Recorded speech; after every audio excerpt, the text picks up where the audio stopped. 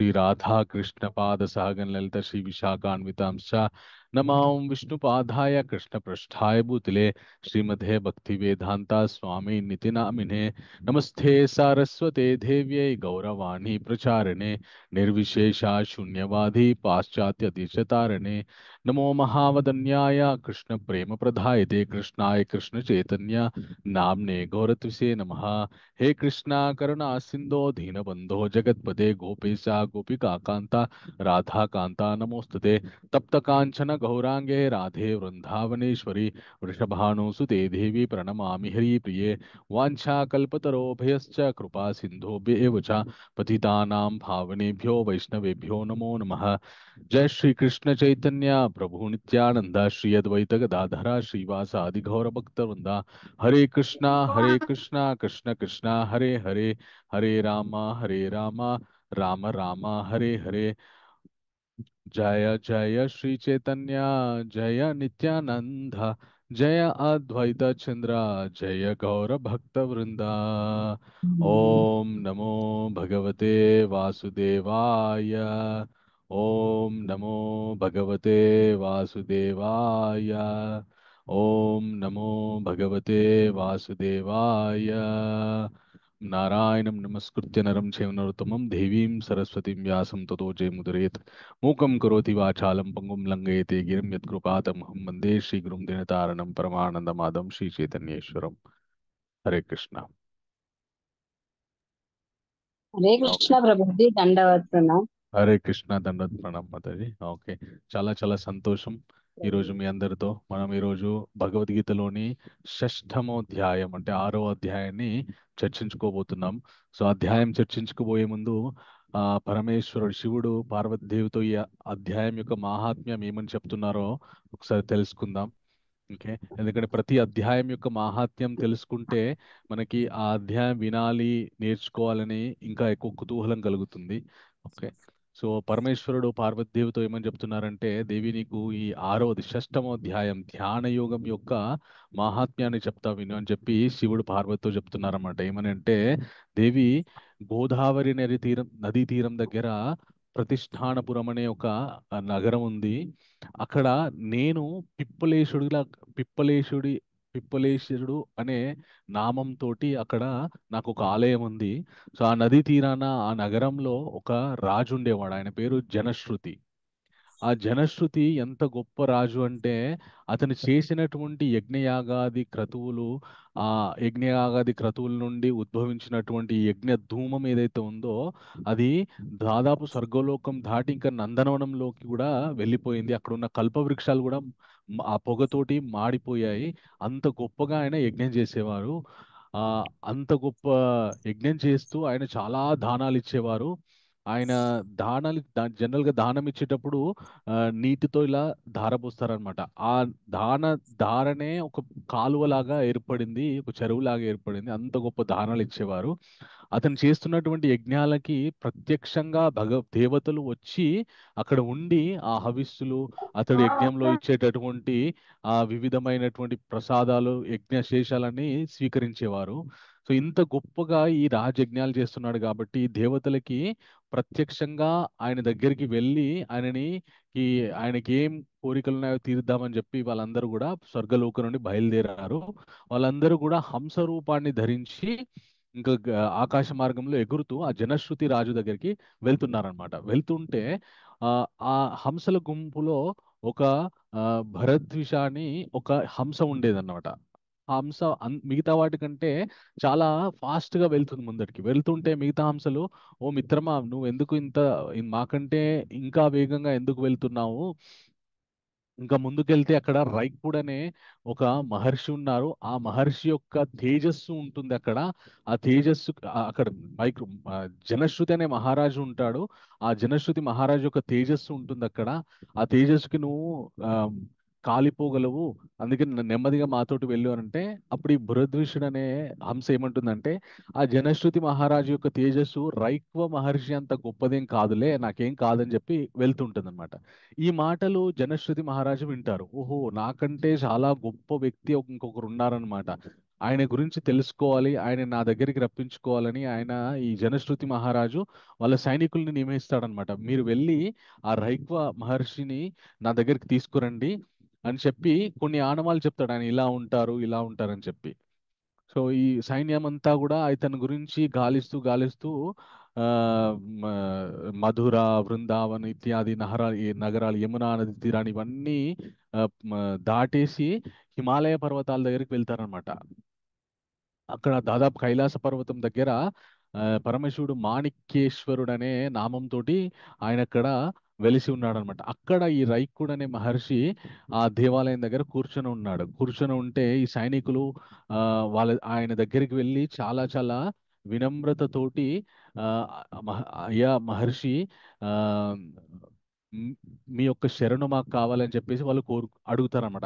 అడగానే వీళ్ళ యొక్క వినమ్రత చూసి ఆ రైక్వ మహర్షి ఆ ప్రసన్నుడై, నాయన, న్- ఏం కావాలి, మీకు ఏం కావాలని ఇంత దూరం వచ్చారు అంటే, సో, మహర్షిగా, అయ్యా మహర్షి, మీరు మా రాజ్యానికి రావాలి అని చెప్పి వాళ్ళు అడుగుతారనమాట. అడిగితే ఆ మహర్షి ఏమంటారంటే, నాకు ఎవరితోని పని లేదు, నాకు దేనితోటి అవసరం లేదు, ఆ, నేను ఎక్కడికి రావాల్సిన అవసరం కూడా నాకు లేదు.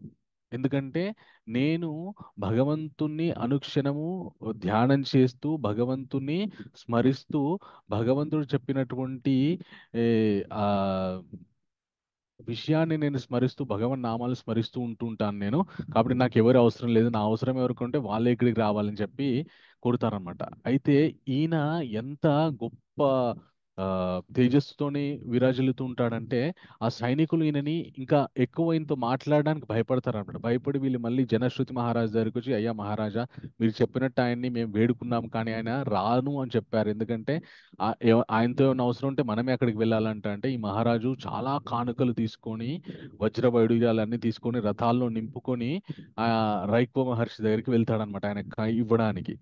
ఈ రాజు రాగానే ఈ మహర్షి అతన్ని చూసి చాలా ఆగ్రహానికి లోనవుతాడు. ఏం రాజా, నువ్వు ఏమనుకుంటున్నావు నా గురించి? నా ఇవన్నీ తీసుకొని నాకు ఇద్దామని వచ్చావా నువ్వు? నా గురించి నీకు తెలియదా? నాకు ఇవన్నీ వీటితో అవసరం లేదు. ఎందు గురించి వచ్చావు? నాకు ఇవన్నీ అవసరం లేదని చెప్పేసి ఆ రాజు మీదకి ఆగ్రహాన్ని చూపిస్తారనమాట. రాజు వెంటనే భయపడిపోయి ఆ మహర్షి యొక్క పాదాలను పట్టుకొని, స్వామి క్షమించండి, మీ గురించి పూర్తిగా తెలియక నేను ఆ, నా అల్పబుద్ధితోటి మీకు ఏమైనా కానుకలు ఇద్దామని తీసుకొచ్చాను, నన్ను క్షమించండి అంటే అప్పుడు మహర్షి ఆ, కొద్దిగా ప్రసన్నుడై, చెప్పు రాజా, ఏం కావాలి, నాకు వీటితో పని లేదు, నీకేం కావాలంటే, స్వామి మీరు ఇంత గొప్ప జ్ఞానంతో, ఇంత వైరాగ్యంతో ఎలా ఉండగలుగుతున్నారు, మీకు ఎలా సాధ్యమైంది అంటే అప్పుడు ఆ మహర్షి చెప్తారనమాట. రాజా, నేను ప్రతిరోజు కూడా భగవంతుడు చెప్పినటువంటి ఆ, షష్టమోధ్యాయం, భగవద్గీతలోని షష్టమోధ్యాయం ధ్యాన యోగాన్ని పారాయణ చేస్తుంటాను. ఆ ధ్యాన యోగాన్ని ఎవరైతే పారాయణ చేస్తుంటారో వారికి భగవంతుని యొక్క కృప కలుగుతుంది, అలాగే భగవంతుని యొక్క సాక్షాత్కారం కలుగుతుంది. సో భగవత్ సాక్షాత్కారం కలిగిన తర్వాత ఇంకా ఏ వస్తువులతో అవసరం ఉండదు అని చెప్పగానే ఈ జనశ్రుతి మహారాజు కూడా, స్వామి నాకు కూడా ఉపదేశాన్ని ఇవ్వండి అని అడిగి ఆయన ద్వారా ఉపదేశాన్ని స్వీకరించి ఆయన కూడా అప్పటి నుండి ఇంకా ఈ ధ్యాన యోగాన్ని పారాయణ చేస్తుంటారన్నమాట. సో అంత గొప్పది ఈ భగవద్గీతలోని షష్టమోధ్యాయం ధ్యాన యుగ. ఇది చాలా చాలా ఆ, అద్భుతమైనటువంటి అధ్యాయం. ఎందుకంటే మనకిప్పుడు ప్రస్తుతము ఆ, చాలా సమాజంలో ఆ, యోగాని యోగా గురించి చాలా చాలా విస్తృతంగా ప్రచారం ఉంది. అయితే ఆ యోగా ఎలా చేయాలో దీంట్లో భగవంతుడు అర్జునుడికి చెప్తాడనమాట. ఓకే. సో నిన్న మనం పంచమోధ్యాయము చర్చించుకునే సమయానికి ఆ అర్జునుడికి ఒక ప్రశ్న ఉండేది. సన్యాసం స్వీకరించడం గొప్పనా, లేకపోతే కర్మయోగం చేయడం గొప్పనా, ఆ, ఏది గొప్ప అని చెప్పేసి, కర్మల్ని త్యజించడం, మొత్తానికి త్యజించడం గొప్పనా, కర్మయోగం, భక్తియుత కర్మయోగం చేయడం గొప్పదా అని చెప్పి అర్జునుడు అడిగినటువంటి ప్రశ్నకి భగవంతుడు 5వ అధ్యాయంలో చాలా చక్కటి జవాబు ఇచ్చారనమాట. ఆ 5వ అధ్యాయానికి కొనసాగింపుగానే అర్జునుడు ఏదైతే మొట్టమొదటి ప్రశ్న ఏదైతే ఉందో, కర్మాన్ని త్యజించడం అంటే సన్యసించడం ఏదైతే ఉందో, ఆ సన్యసించినటువంటి వ్యక్తులు ఎలాంటి జీవన శైలిని గడపాలి, అలాగే ఎలాంటి సాధన అనుష్ఠానము ఆ, చెయ్యాలి అనే విషయాలు భగవంతుడు ఇందులో చెప్తారనమాట. సో అది మనం ఆలస్యం చేయకుండా మనం చక్కగా ఆ అధ్యాయంలో స్వామి ఏం చెప్పారో మనం తెలుసుకుందాం. ఓకే. హరే కృష్ణ. సో తెలుసుకునే ముందు ఒక్కసారి నిన్నటి అధ్యాయాన్ని మనం విహంగ వీక్షణం చేద్దాం ఒకసారి. ఓకే, నిన్నటి అధ్యాయానికి మనం ఇచ్చుకున్న పేరు స్టెప్, STEP. ఓకే. ఆ, సో హరే కృష్ణ. ఎవరు చదువుతారో, చదవాలనుకునేవారు హ్యాండ్ రేస్ చేయండి, నేను అన్మ్యూట్ చేసుకునే ఆప్షన్ ఇస్తాను, మీరు చదవచ్చు. ఓకే. ఓకే, సురేష్ బాబు సాంబరెడ్డి ప్రభు. హరే కృష్ణ ప్రభుజీ. ప్రభు, ఈ ఫస్ట్ చదవండి, ఫస్ట్ అక్షరం దాంట్లో ఎస్, ఏం చెప్పుకున్నామో చెప్పండి. స్టే ఇన్ వరల్డ్, ప్రపంచంలో ఉండండి. ఉమ్, కర్మ లేదా వైరాగ్యం, భక్తియుత సేవ, ఓకే, 1 నుంచి 12వ శ్లోకం వరకు. Perfect, thank you Prabhu. So ఈ ప్రపంచంలో ఉంటున్నప్పుడు మనం అవలంబించాల్సినటువంటి పని ఏంటి అంటే కర్మ, వైరాగ్యంతో భక్తియుత సేవ మనం అవలంబించాలి. ఓకే, నెక్స్ట్ అక్షరము కళ్యాణి తాడిశెట్టి మాతాజీ, మీరు చదవండి మాతాజీ. హరే కృష్ణ ప్రభుజీ. హరే కృష్ణ మాతాజీ. టీ, త్రీ డూయర్స్, ముగ్గురు ఉమ్, చేసేవారు. ఉమ్. ఆత్మ, పరమాత్మ, భౌతిక వికృతి. ప్రకృతి వికృతి కాదు. భౌతిక ప్రకృతి, సారీ. ఓకే, థ్యాంక్ యూ అండి, పర్వాలేదు. సో జీవుడు, జీవాత్మ పరమాత్మని కోరుతాడు. పరమాత్మ ప్రకృతి ద్వారా ఆ జీవాత్మ యొక్క మన పుణ్య ఫలాన్ని ఆ, చూసి పరమాత్మ ప్రకృతి ద్వారా జీవాత్మ కోరుకున్నటువంటి విషయాలు ఆయనకి ప్రసాదించాలా వద్దా అని నిర్ణయించి ఆ విధమైనటువంటి ఆ, ఆ, అనుగ్రహాన్ని పరమాత్మ ఇస్తారనమాట. ఓకే, నెక్స్ట్ ఈ అక్షరం ఎవరంటే ఉషాశ్రీ నల్లన్ చక్రవర్తి మాతాజీ. హరే కృష్ణ ప్రభుజీ. హరే ధన్యవాదాలు. కృష్ణ మధ్య దండత్ ప్రణామ్. ఈ ఈక్వల్ ఈక్వల్ విజన్, సమాన దృష్టి, ఓకే, 17వ అధ్యాయము 26వ శ్లోకం ప్రభుజీ. లేదు థ్యాంక్ యూ. మాతాజీ, 5వ అధ్యాయంలోనే 17 నుంచి 26 శ్లోకాల వరకు. Sorry sorry okay, Prabhuji. పర్వాలేదు. సో ఇవి కూడా చదవండి. చిక్కు తమను తాము తమను తాము చిక్కు, ఇతరులను చూడడము. అంటే ఓకే, తమను తాము చిక్కు. తమని తాము ఎలా చూసుకుంటారో అలాగే ఇతరులని కూడా ఏ విధమైనటువంటి దృష్టితో చూస్తారు. ఎవరైతే ఈ యొక్క వైరాగ్య భావనతోటి భక్తియుత సేవతో చేసేటటువంటి వాళ్ళు ఇతరులను ఏ భావనతో చూస్తారనే విషయాన్ని మనం 5వ అధ్యాయం 17వ శ్లోకం నుండి 26 శ్లోకంలో చర్చించుకున్నాం. చివరిగా ఆ, ఆ, ఈ అక్షరము కోటా ఉషా మాతాజీ, మీరు చెప్పండి మాతాజీ.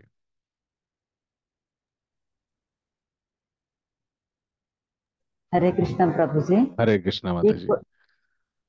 ఈ కదా ప్రభుజీ. పి ఆ పీ- పీస్ ఫార్ములా, ఓకే, శాంతి సూత్రం. ఓకే, 5వ అధ్యాయం 27 నుండి 29 వరకు. ఇవి కూడా చదవండి మాతాజీ. సర్వ యజ్ఞములకు భోక్త, ఉమ్, సర్వలోకాలకు ప్రభువు, ఉమ్. అందరికీ శ్రేయాభిలాషి. ఓకే, సో మన మానవ జీవితంలో మనం ప్రశాంతమైనటువంటి జీవితాన్ని గడపాలి అంటే భగవంతుడు ఈ సర్వలోకాలన్నిటికీ ఆయనే ఈశ్వరుడు అని నమ్మి సర్వ ఆ, మనం చేసేటటువంటి అన్ని కర్మలను ఆయనే స్వీకరిస్తాడని నమ్మి ఆయనను తృప్తిపరచడానికి కనుక మనం జీవితాన్ని జీవిస్తే అప్పుడు మన జీవితం ప్రశాంతమయమైపోతుందన్నమాట. ఓకే, అది. సో ఎవరెవరైతే చదివారో వాళ్ళు హ్యాండ్స్ డౌన్ చేయండి, చదవని వాళ్ళు అలాగే హ్యాండ్స్ రేస్ చేసి పెట్టండి. ఇంకా మిగతా విషయాలు చదవడానికి వాళ్ళకి అవకాశం ఇస్తాను. ఓకే, సో మనం ఇలాగా పరస్పరం ఆ, ఒకరికొకరం చదువుతూ చూస్తుంటే చాలా ఇంటరాక్టివ్ గా ఉంటుందండి. సెషన్ కూడా మనకి బోర్ కొట్టకుండా మంచిగా మనకి విషయాలు కూడా తొందరగా అర్థమవుతాయి అనమాట అందరం అలర్ట్తో.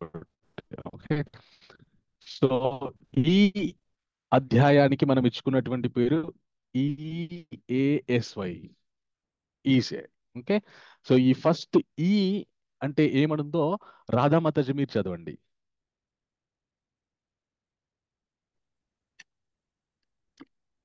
ఎనిమీ ఆఫ్ ఫ్రెండ్, శత్రువు లేదా స్నేహితుడు.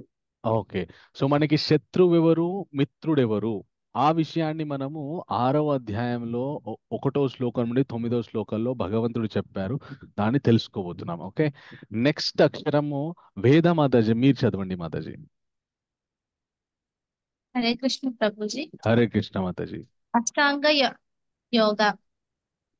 సో అష్టాంగ యోగ ప్రక్రియ గురించి ఎలా చేయాలి, యోగ చేసే ముందు ఎలాంటి ఆ, ఎలాగ మనం తయారై ఉండాలి, ఈ ఇత్యాది విషయాలు, ఆ అష్టాంగ యోగ ఎవరిని ఉద్దేశించి చేయాలి, ఆ విషయాలు మనము 10వ శ్లోకం నుండి 36 శ్లోకంలో చర్చించుకుందాం. ఓకే, నెక్స్ట్ ఈ ఈ నెక్స్ట్ అక్షరం ఎవరు చదువుతారంటే విజయ్ కుమార్ ప్రభు.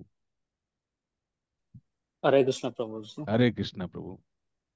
సక్సెస్ ఆర్ ఫెయిల్యూర్, ఓకే, విజయం మరియు వైఫల్యం. వైఫల్యం. ఓకే, సో సక్సెస్ వస్తుందా, ఫెయిల్యూర్ వస్తుందా, ఎలా ఆధ్యాత్మిక జీవితంలో సక్సెస్ వస్తుందా, ఫెయిల్యూర్ వస్తుందా, ఆ విషయాన్ని మనము ఆ, 6వ అధ్యాయంలో 37 నుంచి 45 వరకు తెలుసుకుందాం. ఓకే, నెక్స్ట్ అక్షరం శ్రీదేవి అంగరా మాతాజీ, మీరు చదవండి మాతాజీ. హరే కృష్ణ ప్రభుజీ. హరే దండవత్ కృష్ణ మాత, దండవత్ ప్రణామం. యోగి యోగి ఓకే, యోగి, నిజమైన యోగి ఎవరు అనే ఆ విషయాన్ని ఈ అధ్యాయం చివరిలో మనం తెలుసుకోబోతున్నాం. ఓకే, సో ఎవరెవరైతే చదివారో వాళ్ళు హ్యాండ్స్ డౌన్ చేయండి, చదవని వాళ్ళు దయచేసి హ్యాండ్స్ అలాగే రేస్ చేసి పెట్టండి, నెక్స్ట్ అంశాన్ని చదివేయడానికి అవకాశం వాళ్ళకి దొరుకుతుంది. ఓకే, సో ఆ, మనకి నిజమైన శత్రువు ఎవరు, అలాగే మనకి నిజమైన మిత్రువు ఎవరు అనే విషయాన్ని భగవంతుడు దీంట్లో ఈ అధ్యాయంలో చెప్పబోతున్నాడు అనమాట.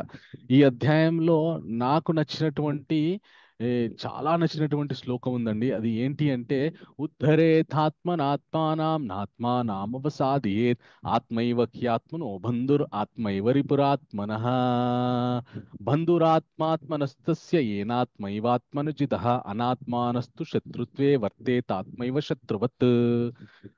భగవంతుడు ఏం చెప్తారంటే 6వ అధ్యాయం 5వ శ్లోకంలో, ఉద్ధరేతాత్మనాత్మానాం ఆత్మానామవసాదేత్ ఆత్మైవ హ్యాత్మనో బంధు ఆత్మైవ రిపురాత్మన.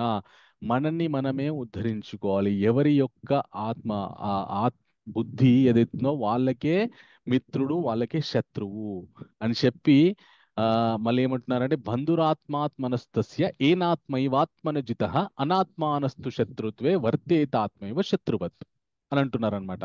అయితే దయచేసి శైలజా మాతాజీ మీరు చదవండి మాతాజీ ఈ యొక్క అర్థాన్ని. 6వ శ్లోకం 6వ అధ్యాయం 6వ శ్లోక అర్థాన్ని మీరు చదవండి. ఓకే, హరే కృష్ణ ప్రభుజీ. హరే కృష్ణ మాతాజీ. మనసును జయించిన వానికి మనసే ఉత్తమ మిత్రుడు, కానీ అట్లా చేయలేని వానికి అతని మనసే గొప్ప శత్రువుగా వర్తించును. సో భగవంతుడు ఒక గొప్ప రహస్యాన్ని చెప్తున్నాడు అనమాట. ఏంటి అంటే, మన నిజమైన శత్రువు, నిజమైన మిత్రువు ఎవరంటే మన మనస్సే. ఎలాగా అంటే, మనసు ఎన్నో కోరికలని మనకి పంపిస్తూ ఉంటుంది. మన వాట్సాప్లో మన స్నేహితులు అలాగే ఏదేదో మెసేజ్లు వస్తుంటాయి, అట్లా ఎన్నో మెసేజ్లు పంపిస్తూ ఉంటుంది అనమాట. అయితే మనస్సు కనుక విచక్షణ లేకుండా ఏది అవసరమో ఏది అనవసరమో తెలుసుకోకుండా అన్నిటినీ చెక్ చేసుకుంటూ పోయిందనుకోండి, ఇంకా మనస్సుకు ఒక స్థిరమైనటువంటి బుద్ధి ఉండదు. జీవితం ఏ లక్ష్యం గురించి అయితే కొనసాగించాలో ఆ లక్ష్యం వైపు కాకుండా అధోగతి పాలైపోతుంది అనమాట. దానివల్ల ఒకవేళ గనక మనస్సు మన మిత్రుడైతే అప్పుడు ఏం జరుగుతుందో ఇక్కడ మెన్షన్ చేయబడింది. చావ రమా మాతాజీ మీరు చదవండి మాతాజీ, ఒక ఫస్ట్ పాయింట్ చదవండి. హరే కృష్ణ ప్రభు. హరే సరైన కృష్ణ. పథాన్ని అనుసరిస్తారు. ఓకే, ఒకవేళ మనసు గనక మన మిత్రుడైతే సరైన దారి ఏది, మనం జీవితంలో ఉత్తమ శిఖరాలకి, ఉన్నత శిఖరాలకి అధిరోహించడానికి ఏ దారిని, ఏ పథాన్ని మనము అనుసరిస్తే మనం ఉన్నత శిఖరాలకి వెళ్తామో ఆ మనసు మనకి నిర్దేశిస్తుంది అనమాట. నెక్స్ట్ పాయింట్ పద్మజా మాతాజీ మీరు చదవండి మాతాజీ. హరే కృష్ణ ప్రభుజీ. హరే కృష్ణ మాతాజీ. ప్రగతిశీల మరియు ఆరోగ్యకరమైన ఎంపికలు. సో మనసుగా బుద్ధి మనము 3వ అధ్యాయంలో చదువుకున్నాం. లాస్ట్ చోకలో ఏం చదువుకున్నామంటే, ఇంద్రియాని పరాణ్యాహుర్ ఇంద్రియేభ్య మనస్ అంటే మనస్ జడ పదార్థాల కంటే ఇంద్రియాలు గొప్పవి, ఇంద్రియాల కంటే మనస్సు గొప్పది, మనస్సు కంటే బుద్ధి గొప్పది, బుద్ధి కంటే ఆత్మ గొప్పది అని. సో ఎప్పుడైతే మన బుద్ధి, మనస్సు చక్కటి జ్ఞానంతో ఉంటుందో మనము చక్కటి నిర్ణయాలు తీసుకుంటాం అన్నమాట. మీరు ఒక విషయం మనం పరిశీలిస్తే ఒక ఇద్దరు వ్యక్తులని మీరు పరిశీలించాలనుకో, ఒక చాలా ఉన్నత శిఖరాలకి ఎదిగిన వ్యక్తి, అలాగే జీవితంలో అన్ని ఫెయిల్యూర్స్ అనుభవించినటువంటి వ్యక్తిని మీరు పరిశీలిస్తే గనక వాళ్ళ జీవితంలో వాళ్ళు తీసుకున్నటువంటి నిర్ణయాల వల్లనే ఒక వ్యక్తి ఉన్నత శిఖరాలు చాలా సక్సెస్ఫుల్ అవుతాడు. ఒక వ్యక్తి ఫెయిల్యూర్ అవడానికి కారణం కూడా అతను తీసుకున్నటువంటి నిర్ణయాలే. సో ఏది మంచి నిర్ణయం, ఏది మంచి నిర్ణయం కాదు అనేది మనకి ఎక్కడి నుండి వస్తుంది అంటే, మన మనస్సు గనక ప్రసన్నంగా ఉండి మనస్సులో గనక చక్కటి జ్ఞానం ఉంటే అప్పుడు మనకు శక్తి ఉంటుందన్నమాట. నిర్ణయాన్ని తీసుకునేటటువంటి ఒక మనస్సుగా మంచి నిర్ణయాన్ని తీసుకునేటటువంటి మనస్సుగా విచక్షణ ఉంటుంది. ఓకే, థర్డ్ పాయింట్ చదవండి మాతాజీ. ఎవరు చదువుతారంటే రేణు మాతాజీ. హరే కృష్ణ ప్రభుజీ. హరే కృష్ణ మాతాజీ. ఇది థర్డ్ పాయింట్ చదవండి మాతాజీ. ఇంద్రియ సంతృప్తి నుండి వైరాగ్యము. ఓకే, సో మనస్సు ఎలా ఉంటుంది అంటే ఒక చిన్న పిల్లాడి చేతిలో కత్తిలాగా ఉంటుంది అనమాట. సో దానికి ఏది చిన్న పిల్లోడి చేతిలో కత్తి, ఆ కత్తిని వాడి కళ్ళలోనే పొడుచుకోవచ్చు, వేరే వాళ్ళని పొడవచ్చు, ఇంకేమైనా చేయొచ్చు. కానీ ఎవరి మనసు అయితే జ్ఞానంతో ఉంటుందో వాళ్ళ ఆ ఇంద్రియాలని, వాళ్ళకు ఉన్నటువంటి ఇంద్రియాలు అడిగేటటువంటి ఆ కోరికలని అదుపులో పెట్టుకునే శక్తి వాళ్ళకు ఉంటుంది. సో దానివల్ల మనిషి ఇంద్రియలోడు అయిపోడు అనమాట. మనిషి తొందరగా ఎప్పుడు పతనం అవుతాడంటే ఎప్పుడైతే మన ఇంద్రియాలు చాలా కోరికలు కోరుకుంటాయి, వాటన్నిటికీ వాళ్ళన్నిటినీ తీర్చుకుంటూ పోతే ఏం జరిగిపోతుందంటే ఎప్పటికీ కూడా మనుషుడు ఇంకా ముందుకు వెళ్ళలేడు. ఆ ఇంద్రియ సుఖాలలోనే పడిపోయి తర్వాత జీవితం అధోగతి పాలైపోతుంది. చాలా భోగాలకి అలవాటు పడ్డాడు అనుకోండి, ఏదైనా చిన్న కష్టం వచ్చిందంటే ఇంకా భరించలేరు, అలాగైపోతుంది అన్నమాట వాళ్ళ జీవితం. తర్వాత స్వప్నరాజ్ ప్రభు ఫలితం ఈ పాయింట్ చదవండి, ఫోర్త్ పాయింట్. హరే కృష్ణ ప్రభు. ఫలితం స్వేచ్ఛ మరియు ఔన్నత్యము. ఓకే, సో అలాగా ఒకరి మనస్సు తమ ఆధీనంలో ఉండి మనస్సు మనకు స్నేహపూర్వకంగా ఉంటే చివరికి ఏం ఫలితం దక్కుతుందంటే స్వేచ్ఛ. మనకి తగినటువంటి స్వేచ్ఛ. ఏం స్వేచ్ఛ? ఆధ్యాత్మిక స్వేచ్ఛ దొరుకుతుంది అనమాట. ఓకే, ఔన్నత్యం, ఇవి సంభవిస్తాయి. ఓకే, సో ఒకవేళ గనక మనస్సు మన ఆధీనంలో లేదు, మనం చెప్పిన మాట వినదు, అప్పుడు ఏం జరుగుతుంది అంటే ఇక్కడ మెన్షన్ చేయబడింది. భారతి మాతాజీ మీరు చదవండి మాతాజీ, ఫస్ట్ పాయింట్.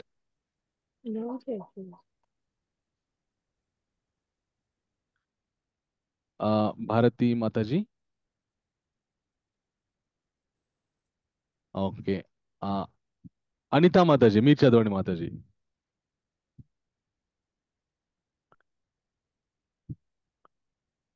హరే కృష్ణ.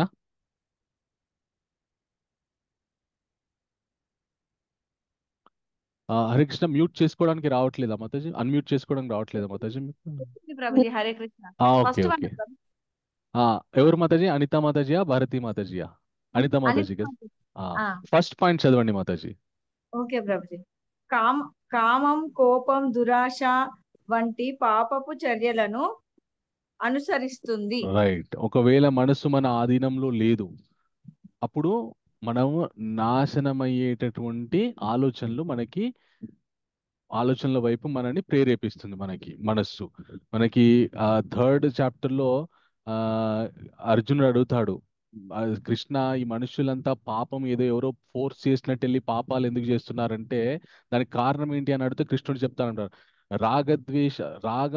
రాగము ద్వేషం ఏదైతుందో కామేశ క్రోధేశ రజోగుణ సముద్భవ మహాశనో మహాపాపమ విద్ధి ఏనం ఇహ వైరినం. కామము వల్ల సంభవించినటువంటి క్రోధము వల్ల ఉద్భవించినటువంటి రజోగుణం వల్ల మనుషుడు పాపకూపంలో పడిపోతున్నాడు అర్జున. అంటే ఇది నాకు కావాలి, దొరికిందా సంతోషం, దొరకలేదా అగా కోపం, ఒకవేళ దొరికిందనుకోండి ఇంకా కావాలని దురాశ. ఇట్లాగా మన మనస్సు మనకి అవసరం లేని సంకల్పాలని ఇస్తుందన్నమాట. ఓకే, సో సెకండ్ పాయింట్ చదవండి. ఎవరు చదువుతారంటే ఓకే. శ్వేత గంగపాల్. హరే కృష్ణ. హరే చిరాకు, కృష్ణ. ఆందోళన మరియు తప్పుదారి పట్టిస్తుంది. Thank you. Hare Krishna. So మనస్సు మన మిత్రుడు, మన శత్రువు అయితే ఎప్పుడు ఏదో ఒక చిరాకు ఉంటుందన్నమాట. ఆందోళన, ఏం జరుగుతుందో ఏంటో భయంతో కూడుకున్నట్టు ఆందోళన, మరియు మనం ఎప్పుడు తప్పుదారిలో వెళ్ళడానికి అంటే ఆ, మనకు అవసరం లేనటువంటి కామ్యమైన విషయాల వైపే మనని నడిపిస్తుంది. తర్వాత థర్డ్ పాయింట్ సుందరి కృష్ణ మాతాజీ. హరే కృష్ణ. హరే కృష్ణ మాతాజీ. ఇంద్రియ భోగంపై మమకారం. Thank you Mataji. Fourth point Deepika Mataji. Hare Krishna Prabhuji. Hare Krishna Mataji. ఫలితం, పతనం మరియు బంధం. ఓకే. సో మనసు శత్రువు అయినప్పుడు ఇలాంటి సంకల్పాలను ఇస్తుంది. ఆ సంకల్పాలకు అనుగుణంగా గనక మనము ప్రయాణిస్తే చివరికి మన ఫలితం పతనం అయిపోతాం అనమాట. సో ఎవరెవరైతే హ్యాండ్స్ చదివారో హ్యాండ్స్ డౌన్ చేయండి, చదివిన వాళ్ళు అలాగే పెట్టండి. నెక్స్ట్ అంశం చదవడానికి అవకాశం ఇస్తాను. సో చాలా సంతోషం అండి, అందరూ కూడా చాలా అటెంటివ్గా ఇంట్రెస్ట్ తోని పార్టిసిపేట్ చేస్తున్నారు. ఇది కావాలండి. ఎప్పటి వరకైతే మనకి ఇంట్రెస్ట్ ఉంటుందో అప్పుడు మనకి విషయం అనేది తొందరగా అర్థమవుతుంది అనమాట. ఓకే. అయితే మనం ఇప్పటివరకు చదువుకున్నట్టు, చూసినట్టు, పరిశీలించినటువంటి విషయాలకి చక్కటి ఉదాహరణ రావణుడు, విభీషణుడు. రావణుడి యొక్క మనస్సు మొత్తం పాపమైన ఆలోచనలతో, కామంతో, క్రోధంతో నిండిపోయింది. దానివల్ల చివరికి అతనికి ఏ గతి పట్టింది? యుద్ధరంగంలో శ్రీరామచంద్ర ప్రభు చేతిలో చనిపోవడం జరిగింది. అయితే రావణుడి తమ్ముడైనటువంటి విభీషణుడు మాత్రం, అతని మనస్సు మాత్రం అతని ఆధీనంలో ఉంది. అతని ఆధీనంలో ఉండడం వల్ల మనుష్య జీవితం పొందిన తర్వాత ఎవరి శరణు వేడితే గనక మన జీవితం సాఫల్యం అవుతుందని ఆయన తెలుసుకొని ఆయనతో పాటు ఇంకొక ఇద్దరు రాక్షస మిత్రులని కూడా తీసుకెళ్లి వాళ్ళ జీవితాన్ని, ఆయనతో పాటు వాళ్ళ జీవితాన్ని కూడా ఆయన తరింపజేశారన్నమాట. రామచంద్రమూర్తి యొక్క వేడుకొని, శరణు తీసుకొని. సో అలాగా మనసు ప్రసన్నతతోటి ఉంటే విభీషణ్ లాగా మనము జీవితంలో భగవంతుని యొక్క శరణు పొందుతాం మనం. అలాగే దుర్యోధనుడు, యుధిష్ఠిరుడిని కూడా మనము ఉదాహరణగా తీసుకోవచ్చు. దుర్యోధనుడి యొక్క మనసు ఎప్పుడు కూడా ఇతరుల సొమ్ము కాజేయాలనే ఆయన మనసు సంకల్పం. కానీ యుధిష్ఠిర మహారాజు యొక్క సంకల్పం ఎలా ఉంటుందంటే ఎప్పుడు కూడా ఇతరులకి సేవ చేయాలనే భావం. ఒకసారి ఏమైందంట అంటే ఈ దుర్యోధనుడికి, యుధిష్ఠిరుడికి ఒక పరీక్ష పెట్టారంట. ఏంటి అంటే, మీరు నగరంలో సంచరించి ఎవరైనా మంచి వాళ్ళు కనిపిస్తే వాళ్ళ పేర్లు మాకు చెప్పండి అని చెప్పారంట. అప్పుడు దుర్యోధనుడు రథమెక్కి వెళ్ళి చాలా మందిని కలిసి చివరికి వచ్చి, నాకు ఒక్క మంచి వ్యక్తి కూడా కనపడలేదని చెప్పారంట. యుధిష్ఠిర మహారాజు మాత్రం తిరిగి వచ్చి, నాకు అందరూ మంచి వాళ్ళే కనిపిస్తున్నారు, ఇంకా వాళ్ళందరినీ చూస్తుంటే నేనే ఇంకా తక్కువ మంచివాడినేమో అని నాకు భావన కలిగింది అని చెప్పాడంట. అంటే ఇది దుర్యోధనుడి యొక్క మనస్సు మొత్తం దుర్మార్గపమైన ఆలోచనలు, తనని తాను పొగరుతోని, అహంకారంతో నిండిపోయింది. యుధిష్ఠిర మహారాజు యొక్క మనస్సు మాత్రం ధర్మంతో, న్యాయంతో, ఇతరులకు సేవ చేయాలనే భావనతో నిండిపోయింది. కాబట్టి ఆయనకి ఇతరులు కూడా చక్కగా మంచి వాళ్ళలాగే కనిపించారు. నిన్న మనం చదువుకున్నాం, ఎవరైతే మన బ్రాహ్మణే గవిహస్తిని ప్రసన్న చిత్తంతో ఉంటారో, జ్ఞానంతో ఎవరైతే ఉంటారో వాళ్ళు ఒక ఏనుగుకి, కుక్కకి, కుక్క మాంసం తినే చండాలుడికి, ఒక బ్రాహ్మణుడికి, వీళ్ళందరికీ ఎవరిలో కూడా తారతమ్యాలు చూడరు. ఆయన అందరినీ సమదృష్టితో చూస్తారనమాట. సో వీళ్ళు గొప్ప ఉదాహరణ. మనస్సు శత్రువైతే ఏం జరుగుతుంది, మిత్రువైతే ఏం జరుగుతుందని చెప్పడానికి. ఓకే. సో తర్వాత మనకి అతి అద్భుతమైనటువంటి విషయం ఈ అధ్యాయంలో మనం తెలుసుకోవాల్సినటువంటి విషయం ఏంటి అంటే అష్టాంగ యోగ. ఈ 6వ అధ్యాయం 10వ శ్లోకం నుండి మొదలవుతుందండి. జాగ్రత్తగా వినండి, ఎందుకంటే మన సమాజంలో ప్రస్తుతం యోగా అంటే విపరీతమైన అపోహలు ఉన్నాయి. యోగ ఎందుకు ఇవ్వబడింది భగవంతుని ద్వారా మనకనే ఆ యోగ యొక్క హృదయాన్ని మరిచిపోయి మనము దాన్ని పాటిస్తున్నాం అనమాట. కానీ ఎంతో కొంత మనకు మేలు జరుగుతుంది దానివల్ల. ఓకే, సో ఈ యోగ అంటే ఏమిటి? ఇక్కడ చిత్రాలు కొన్ని ఎగ్జాంపుల్స్ ఇచ్చాము. ఆ సరిత తాటిపాముల మాతాజీ, ఇది చదవండి మాతాజీ.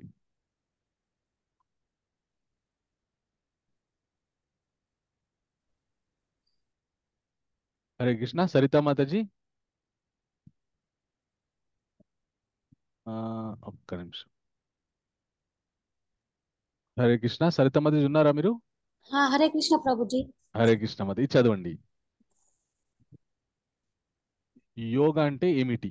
ఈ ఫస్ట్ పాయింట్ నేను ఏదైతే హైలైట్ చేశానో చదవండి. అది పారానార్మల్ అభివృద్ధ. అభివృద్ధి. పారానార్మల్ అభివృద్ధ అంటే మనం శరీరంతో ఉంటాము, కానీ మన సూక్ష్మ శరీరాన్ని ఎక్కడికంటే ఎక్కడికి తీసుకెళ్లే ఒక గొప్ప స్థితి అన్నమాట. సో యోగా అంటే అది ఆ విషయమా? ఓకే, సో రెండో విషయం సుశ్రుత మాతాజీ, మీరు చదవండి మాతాజీ. హరే కృష్ణ ప్రభుజీ. హరే కృష్ణ మాతాజీ. అది శారీరక వ్యాయామమా? సో యోగా అంటే కేవలం శరీరంలో ఉన్న కొవ్వు తగ్గించుకోవడానికి చేసే వ్యాయామమా? నెక్స్ట్ లక్ష్మీ ప్రసన్న మాతాజీ, ఇది చదవండి. అది జిమ్నాస్టిక్సా? ఓకే, సో శరీరంలో ఉన్న అవయవాలని ఎటంటే అటు ఒక స్ప్రింగ్ లాగా మూవ్ చేసే విధంగా శరీరానికి ట్రైన్ చేసే సాధనమా యోగా అంటే? సో రాముడు ప్రభు, ఇది చదవండి ప్రభు, నేను లాస్ట్ పాయింట్. అది శరీరపు తపస్స. ఓకే, సో శరీరం తోటి చేసే తపస్స. సో ఇవన్నీ ప్రశ్నలు. సో ఫస్ట్ ప్రశ్నకి అవును అని ఎంతమంది సమాధానం చెప్తారు? హ్యాండ్ రైజ్ చేయండి.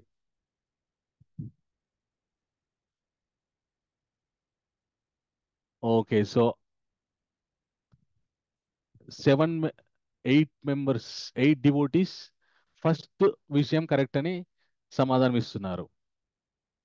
ఓకే, సో సెకండ్ అది శారీరక వ్యాయామమా, ఇది కరెక్టా? ఎంతమంది అవును అంటున్నారు? హ్యాండ్ రైజ్ చేయండి. 4. ఓకే, సో అది జిమ్నాస్టిక్సా? యోగా అంటే జిమ్నాస్టిక్సా? అవును అని ఎంతమంది చెప్తారు? హ్యాండ్ రైజ్ చేయండి. Okay, bye. Okay, so yoga అంటే అది శరీరపు తపస్సా? అవును అని ఎంతమంది సమాధానం ఇస్తున్నారు? హ్యాండ్ రైజ్ చేయండి. Okay okay, oh great great. Okay, 15, 18, 20. So 22, 3. Okay, so దాదాపు 25 మంది భక్తులు అవును యోగా అంటే అది శారీరపు తపస్సు అని చెప్పి సమాధానం ఇస్తున్నారు అనమాట. ఓకే, చాలా సంతోషం, చాలా చక్కగా పార్టిసిపేట్ చేశారు. కొంతవరకు అందరూ కూడా చక్కటి సమాధానాలు ఇచ్చారు. ఓకే, ఎక్కువ మంది మాత్రం అది శారీరక తపస్సు అని చెప్పి సమాధానం ఇస్తున్నారు. ఓకే ఓకే, సో మనం ముందుకెళ్ళి నిజంగా యోగా అంటే ఏంటి అనే విషయాన్ని తెలుసుకుందాం. ఓకే, మనకి ప్రస్తుతం సమాజంలో యోగా గురించిన వివిధమైనటువంటి అడ్వర్టైజ్మెంట్స్ ఉంటాయన్నమాట. ఏంటి అంటే ఎలాగైనా సరే ఈ మనుష్యులని యోగా వైపు మళ్లించాలి అని చెప్పి వాళ్ళ కోరికని దాని మీద రుద్ది ఆ విధమైనటువంటి యోగాని ప్రచారం చేస్తారు. Yoga for blood pressure, desktop yoga, office yoga, yoga for pregnancy, chair yoga, yoga for wellness, yoga secrets for business, yoga for back care, yoga tennis yoga, yoga for కటేజిన్, okay, yoga for physical and mental health. Okay, అంటే యోగాని ఎన్ని విధాలుగా మార్చి వాళ్ళ అభిప్రాయాల్ని దానికి జోడించి ప్రచారం చేస్తున్నారో మనము ప్రస్తుతం సమాజంలో ఎంత ప్రచారం చేస్తున్నారో మనకి ఇక్కడ చూడవచ్చు. అంటే యోగా అనేది ఒక అద్భుతమైనటువంటి సాధన అని అందరూ దాన్ని ఏకీభవిస్తారు. నేను ఒక ఎంఎన్సిలో జాబ్ చేస్తానండి. అయితే నేను చాలా మంది మన యునైటెడ్ స్టేట్స్ వాళ్ళతో మాట్లాడుతూ ఉంటాను అనమాట. సో ఆ, నేను మాట్లాడే ప్రతి 5గురిలో ఒకరు యోగా ప్రాక్టీస్ చేస్తూ ఉంటారు అనమాట. అంటే యోగా ఎంత ప్రపంచవ్యాప్తంగా ఎంత ప్రాచుర్యం, ఎంత మన ఆ, ప్రచారంలో ఉందో మనం అర్థం చేసుకోవచ్చు. భారతదేశంలో పుట్టి ప్రపంచవ్యాప్తంగా ఎంత ప్రచారంలో ఉందో మనం అర్థం చేసుకోవచ్చు అనమాట. అయితే ఆ, ఒకవేళ ఒక మనుష్యుడు రూఢ యోగని అభ్యసిస్తే ఏం జరుగుతుంది అంటే ఆ, ఓకే, ఒక్క నిమిషం. జ్ఞాన విజ్ఞాన తృప్తాత్మ కుటస్థో విజితేంద్రియ యుక్త ఇతి ఉచ్యతే యోగా సమాలోష్ట శమకాంచన. ఒకవేళ గనక ఒక జీవుడు మనుష్యుడు యోగని చక్కగా అభ్యాసం చేస్తే ఆయనకి ఏం జరుగుతుందా అంటే యుక్త అంటే యుక్తాయుక్త విచక్షణ అని అంటుంటాం కదా, ఏది మంచి చెడు అనే విషయాల్ని పరిశీలన చేస్తూ సమలోష్ట శమకాంచన. సమలోష్ట శమకాంచన అంటే ఏంటి అంటే మట్టికి బంగారానికి తేడా లేనటువంటి స్థితికి, తేడా చూడనటువంటి స్థితికి ఆ మనుష్యుడు వెళ్తాడు. అంటే మట్టి అయినా ప్రకృతిలోని ఒక వస్తువనే, బంగారమైన ప్రకృతిలోని ఒక వస్తువే అని చెప్పేసి సమదృష్టితో ఉంటాడనమాట. అతనికి రెండు కూడా, ఇంతకుముందు మనము ఈ అధ్యాయం మహాత్మ్యంలో రైక్కుడు అనే మహర్షికి మన జనశ్రుతి మహారాజు వివిధమైనటువంటి బంగారు ఆభరణాలు కానుకగా తీసుకెళ్తే ఆయన ఎంత ఆగ్రహించారు. ఏంటి మహారాజా, నా గురించి ఏమనుకుంటున్నావు నువ్వు, నాకు నువ్వు ఇచ్చేవి కానుకలు అని చెప్పేసి అంటాడనమాట. అంటే వాళ్ళకి ఆ ఆ యోగ సాధన ద్వారా వాళ్ళు ఎంతో తృప్తిని, భగవంతుని యొక్క ప్రత్యక్ష ని వాళ్ళు అనుభవిస్తుంటారనమాట. అయితే ఆ యోగా ఎన్ని విధాలు, ఆ యోగలోని వివిధ స్టెప్స్, వివిధ మెట్లు ఏంటో మనము తెలుసుకుందాం. ఓకే, సో యోగా అనగానే యోగా అంటే అసలు యోగా పేరు ఏంటి అంటే అష్టాంగ యోగా. అయితే ఇంకొక యోగా అని కూడా ఉంటుంది అనమాట. అది ఏంటి అంటే హఠ యోగా అని అంటారనమాట. హఠ యోగా అంటే ఏంటంటే అది కూడా అష్టాంగ యోగలో ఒక భాగం. సో శరీరంలో ఏమైనా ఆ, ఆ, బాధలు ఉన్నాయనుకోండి, వ్యాధులు ఉన్నాయనుకోండి, ఈ హఠ యోగం ద్వారా మనము వాటిని శరీరంలో ఉన్నటువంటి ఆ బాధలను తగ్గించుకోవచ్చు అనమాట. ఓకే, సో ఇక్కడ స్టెప్ బై స్టెప్ యోగలో మనం పాటించాల్సినటువంటి విషయాలు ఇక్కడ మెన్షన్ చేయబడింది. ఎవరు చదువుతారో? ఓకే, ఎవరైతే ఇంతవరకు చదువులో దయచేసి వాళ్ళు మాత్రమే హ్యాండ్ రేస్ చేయండి, చదివిన వాళ్ళు హ్యాండ్స్ డౌన్ చేయండి. ఎందుకంటే నా ఉద్దేశం ఏంటి అంటే ప్రతి ఒక్కరు కూడా ఈ సెషన్లో అటెండ్ అయినటువంటి ప్రతి ఒక్కరు కూడా ఆ, ఈ యొక్క అధ్యాయంలో కొంచెమన్నా చదివితే కనుక ఆ ఫలితాన్ని వాళ్ళ ఫలితం వాళ్ళకి దక్కుతుందని చెప్పేసి నా ఒక అభిప్రాయం అనమాట. అందు గురించని. So Lavanya Mataji first point చదవండి. యోగలో ఫస్ట్ మెట్టు ఏంటి?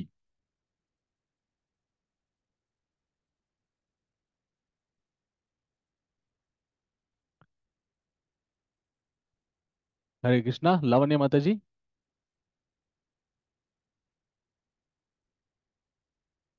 Okay, so Lalitha Vizag Mataji first point చదవండి.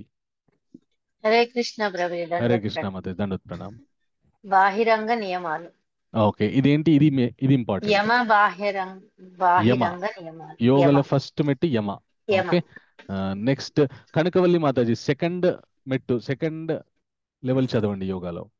హరే కృష్ణ ప్రభుజీ. హరే కృష్ణ మాతాజీ, దండోత్ ప్రణామ్. నియమ అంతరంగ నియమాలు. Thank you Mataji. Next Turiya Rukmini Devi Dasi Hare third Krishna point చదవండి. ప్రభుజీ. హరే కృష్ణ హరే కృష్ణ మాతాజీ. ప్రభుజీ. హరే ప్రణామాలు. కృష్ణ ఆసనం ఓకే. ఆసనం స్థితి ధ్యాన సీటు. ఓకే, నెక్స్ట్ మమత మాతాజీ ఫోర్త్ పాయింట్ చదవండి. హరే కృష్ణ ప్రభుజీ. దండవత్ హరే కృష్ణ మాతాజీ, దండోత్ ప్రణామ్. ప్రాణాయామం శ్వాస నియంత్రణ. Thank you Mataji. Next Esharani Indradevi Mataji. Hare Krishna Prabhuji. Hare Krishna Mataji. ఈ ఫిఫ్త్ పాయింట్ చదవండి మాతాజీ. ప్రత్యాహార ఇంద్రియాల ఉపసంహరణ. వెరీ గుడ్, థ్యాంక్ యూ మాతాజీ. భారతి మాతాజీ సిక్స్త్ పాయింట్ చదవండి. హరే కృష్ణ ప్రభుజీ. హరే కృష్ణ మాతాజీ. ధారణ ఏకాగ్రత. Thank you Mataji. Next Mamata K మాతాజీ సెవెంత్ పాయింట్ చదవండి. హరే కృష్ణ ప్రభుజీ. హరే కృష్ణ మాతాజీ. ధ్యాన శోషణ. Very good, thank you Mataji. Next Khammampati Ramesh ప్రభు 8th పాయింట్ చదవండి. హరే కృష్ణ ప్రభుజీ. హరే కృష్ణ ప్రభు. దండత్వం. సమాధి, సంగమము, ఏకీకరణ. Thank you Prabhu.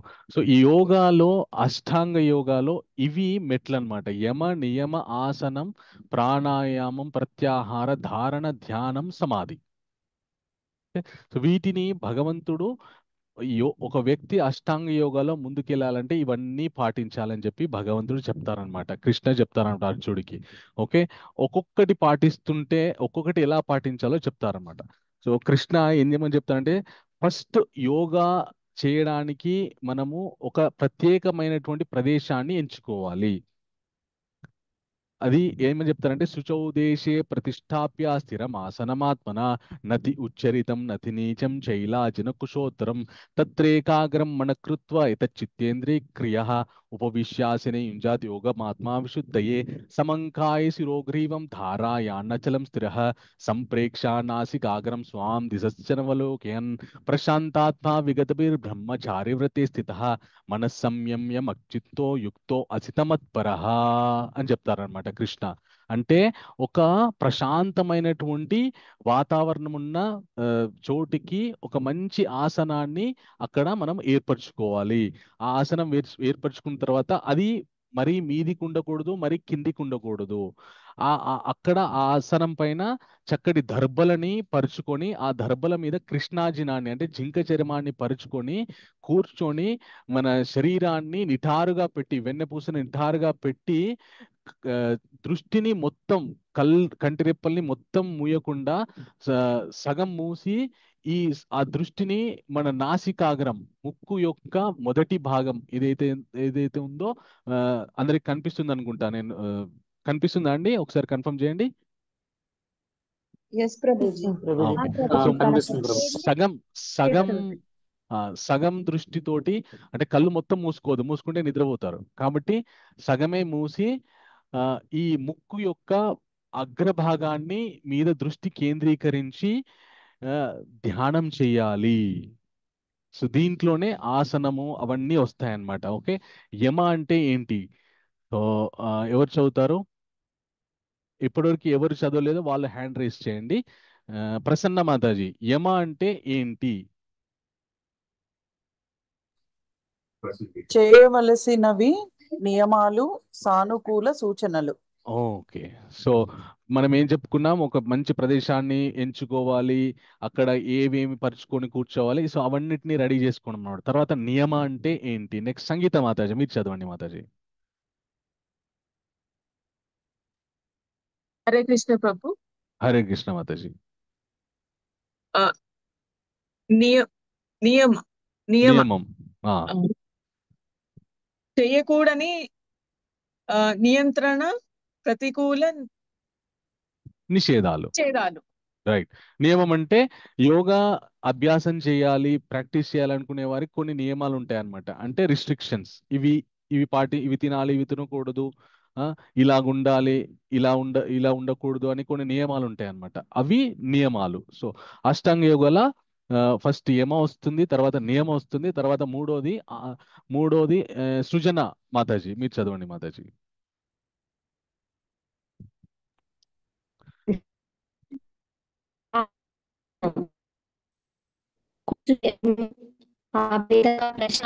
Me voice break అవుతుంది మాతాజీ. ఇక్కడ వరకు మాత్రమే చదవండి, నేను హైలైట్ చేసిన వరకు మాత్రమే చదవండి.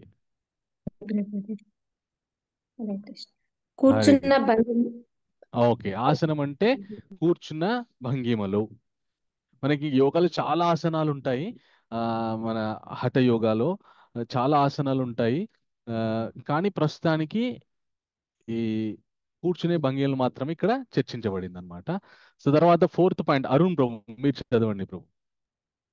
హరే కృష్ణ ప్రభు, దండత్ ప్రణామం. హరే కృష్ణ ప్రభు, దండత్ ప్రణామం. ప్రాణాయామం, శ్వాసను నియంత్రించడం. రైట్. ఓకే, మనందరికీ తెలుసు ప్రాణాయామం. ఒక నాసికారంధ్రం నుంచి గాలిని పీల్చుకొని మళ్ళీ ఇంకో నాసికారంధ్రం నుంచి గాలిని వదలడము, అలాగే మన మన అనులోమ విలోమ అని అంటారు దాన్ని. తర్వాత మన కపాల్భాతి అని, రేచకం, కంబకం, కుంభకం అని ఇలా డిఫరెంట్ పేర్స్ నామాలతో పిలుస్తుంటారు. తర్వాత ఫిఫ్త్ వన్ రాజేశ్వరి మాతాజీ. హరే కృష్ణ ప్రభుజీ. హరే కృష్ణ మాతాజీ. ప్రత్యాహారం. ఇంద్రియాలను ఉపసంహరించుకోవడం. Very good Mataji. అంటే సో మన ఇంద్రియాలు విచ్చలవిడిగా ఏవంటే ఎటో అటు ఇటు వెళ్లకుండా ఇంద్రియాలని నిగ్రహించుకోవడం. అంటే ఒక తాబేలు లాగా మనకి 2వ అధ్యాయంలో చెప్పాడు కదా కృష్ణ. తాబేలు ఎలాగైతే తన ఇంద్రియాలని, తనకి ఏదైనా ఆపద వస్తుందంటే తన మొత్తం శరీరంలోకి తలని, చేతుల్ని, కాళ్ళని లాగేస్తుందో, అలాగే మనం కూడా యోగను అభ్యసించాలని అనుకున్నప్పుడు చక్కటి ఆసనంలో కూర్చున్నప్పుడు నియమాలు పాటిస్తూ మంచి ఆసనంతో ప్రాణాయామం చేసి అలాగే మన ఇంద్రియాలను ఉపసంహరించుకోవాలి. వివిధమైనటువంటి భౌతిక విషయాల నుండి మన ఇంద్రియాలని ఉపసంహరించుకోవాలి. ఓకే. తర్వాత 6th పాయింట్ పయ్యావుల మనీషా మాతాజీ. హరే కృష్ణ ప్రభుజీ. హరే కృష్ణ మాతాజీ. ధరణి మనస్సును నియంత్రించడం, మనస్సు ధారణ. యొక్క శోషణ పరిష్కరించుట. ఓకే, ధారణ. ఓకే. సో మనస్సుని నియంత్రించడం, మనస్సు యొక్క శోషణను పరిష్కరించడం అంటే ఒక విధంగా చెప్పాలంటే ఏకాగ్రత. ఓకే. సో తర్వాత పాయింట్ 7th పాయింట్ సునీత ఎం మాతాజీ.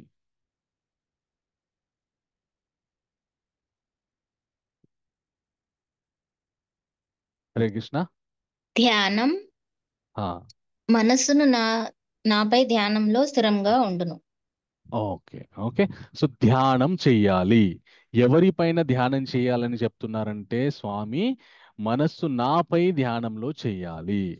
తర్వాత శ్లోకాలు మనం చూద్దాము.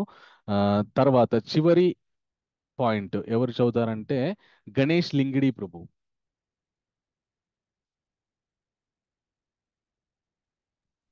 హరే కృష్ణ ప్రభుజీ. హరే కృష్ణ ప్రభు. సమాధి మహిమచుట పూర్తి శోషణ. ఓకే, పూర్తి శోషణ. ఓకే. సో ఇవన్నీ యమ నియమ, ఆసనం, ప్రాణాయామం, ప్రత్యాహార, ధారణ, ధ్యానము ఇవన్నీ పాటిస్తే చివరికి మనం సమాధి స్థితికి వెళ్తామన్నమాట. సమాధి స్థితి అంటే ఎలా ఉంటుందో నేను మీకు వివరించి చెప్తాను. ముందైతే ఈ యమ నియమాలన్నీ పాటిస్తూ మనం ఎవరిపైన ధ్యానం చేయాలో స్వామి ఖచ్చితంగా మనకి భగవద్గీతలో చెప్పారనమాట. కానీ సమాజంలో ఇప్పుడు ఏమైపోయిందంటే ఆ ఒక్క విషయాన్ని మాత్రం మైనస్ చేసి మిగతా అంతా పాటించేస్తున్నారనమాట. ఇక్కడ 6వ అధ్యాయం నేను ప్రత్యేకంగా భగవద్గీతలోని ఫోటో తీసి మరి ఇక్కడ ఎందుకు పెట్టానంటే అంటే ప్రామాణికాన్ని చూపించడానికి నేను పెట్టాను అనమాట. 13, 14 శ్లోకాలు భగవద్గీతలో స్వామి ఏమని చెప్పారంటే సమం కాయం శిరోగ్రీవం ధారాయాణాచలం స్థిరః సంప్రేక్షా నాసికాగరం స్వాం దిశశ్చనవలోకయన్ ప్రశాంతాత్మా విగతభిర్ బ్రహ్మచారి వ్రతే స్థిత మనః సంయమ్య మచ్చిత్తో యుక్త ఆసీత మత్పరః అన్నారనమాట. ఇక్కడ దాని యొక్క అర్థం ఉంది. ఎవరు చదువుతారంటే హరే కృష్ణ కంచన మాతాజీ.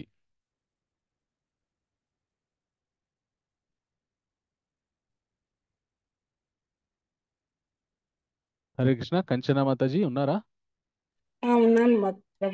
మాతాజీ ఇది చదవండి. ఇక్కడ నుండి మనిషి తన శరీరం అని ఉంది కదా, అక్కడ నుండి చదవండి.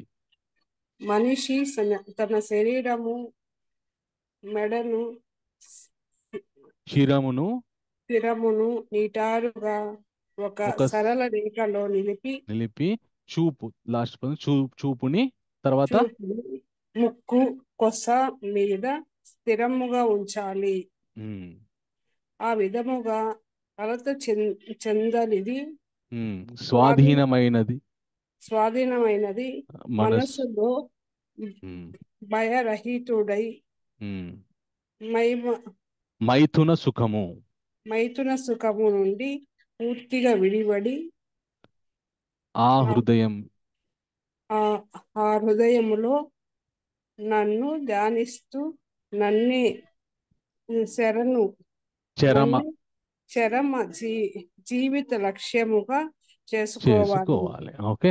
సో కృష్ణుడు క్లియర్ గా భగవద్గీతలో యోగ ఎందు గురించి చెయ్యాలి అని చెప్పేసి ఏం చెప్తున్నారంటే ఇక్కడ మ- చక్కగా నిటారుగా కూర్చొని ఈ యమనియమాలు పాటిస్తూ మనస్సుని స్వాధీనంలో పెట్టుకొని భయరహితుడై మైథున సుఖం నుండి, మైథున సుఖం అంటే స్త్రీ పురుషుల ఉన్నటువంటి శారీరక సుఖం ఏదైతే ఉందో దాన్ని మైథున సుఖం అంటారనమాట.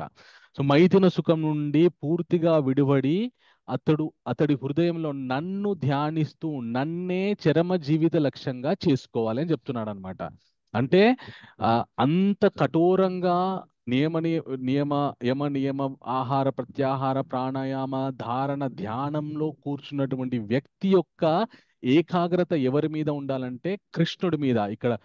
ఇక్కడ మత్ చిత్త, ఇక్కడ మత్ నా మీద వాళ్ళ యొక్క ధ్యానం ఉండాలి, నన్నే జీవిత లక్ష్యంగా చేసుకుని ధ్యానం చెయ్యాలి, యోగని అభ్యసించాలి అని చెప్పి కృష్ణ చెప్తున్నారు అనమాట. సో అయితే మనకి ఇప్పుడు ప్రస్తుతం సమాజంలో కృష్ణని లక్ష్యంగా చేసుకోవాలి, కృష్ణ మీద ధ్యానం చెయ్యాలి అనే ఈ విషయాల్ని మైనస్ చేసి మిగతాదంతా మనకు నేర్పిస్తున్నారు అనమాట.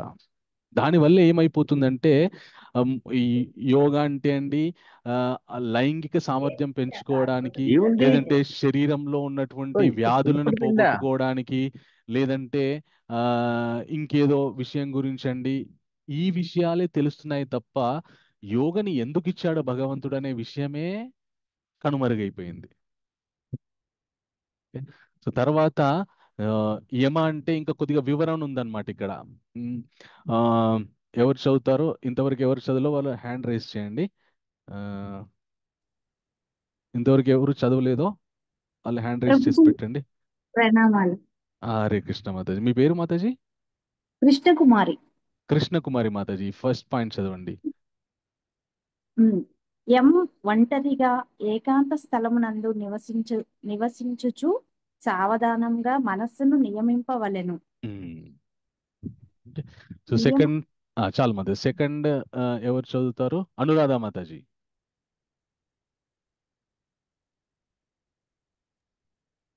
హరే కృష్ణ ప్రభు. హరే కృష్ణ మాతాజీ. 6.1 నియమితములైన ఆహారము, నిద్ర, విహారము, కర్మములు కలవాడు. Okay, thank you. Next Ganesh Lingadi Prabhu, ఈ పాయింట్ ఈ చదవండి మొత్తం. ప్రాణాయానం సమాధి యందు విలువగోరు కొందరు ప్రాణము అపానమునందు మరియు అపానమును ప్రాణమునందు మరియు అపానమును ప్రాణమునందు అర్పింపు యత్నించి శ్వాసను సంపూర్ణంగా బంధించి అంత్యమున సమాధి మగ్నులగుదురు. అంటే 4వ అధ్యాయంలో కూడా ఈ విషయం గురించి చర్చించడం జరిగిందనమాట. అది సమాధి అంటే ఏంటి అంటే మీకు ఒక ఉదాహరణతో చెప్తాను. మన ఇస్కాన్ పరంపరలో ఒక గొప్ప ఆచార్యులు ఉన్నారనమాట. ఆయన పేరు ఏంటి అంటే రఘునాథ భట్ట గోస్వామి. సో ఆయన బృందావనంలో ఉండి భాగవత ప్రవచనాలు చేస్తూ ఉండేవారు అనమాట. ఆ భాగవత ప్రవచనాలు చేస్తున్నప్పుడు ఆయన యొక్క భాగవత ప్రవచనానికి ఇంకొక గొప్ప ఆచార్యుడు రూప గోస్వామి అనేవారు ఆ ప్రవచనాన్ని వింటూ ఉండేవారు అనమాట. నార్మల్గా ఎక్కడైనా ప్రవచనం జరుగుతుంది అనుకోండి, అక్కడ ప్రవచనం చెప్పేవారు ఉన్నత పై స్థానంలో కూర్చుంటారు, మిగతా వాళ్ళంతా కింద స్థానంలో కూర్చుంటారు.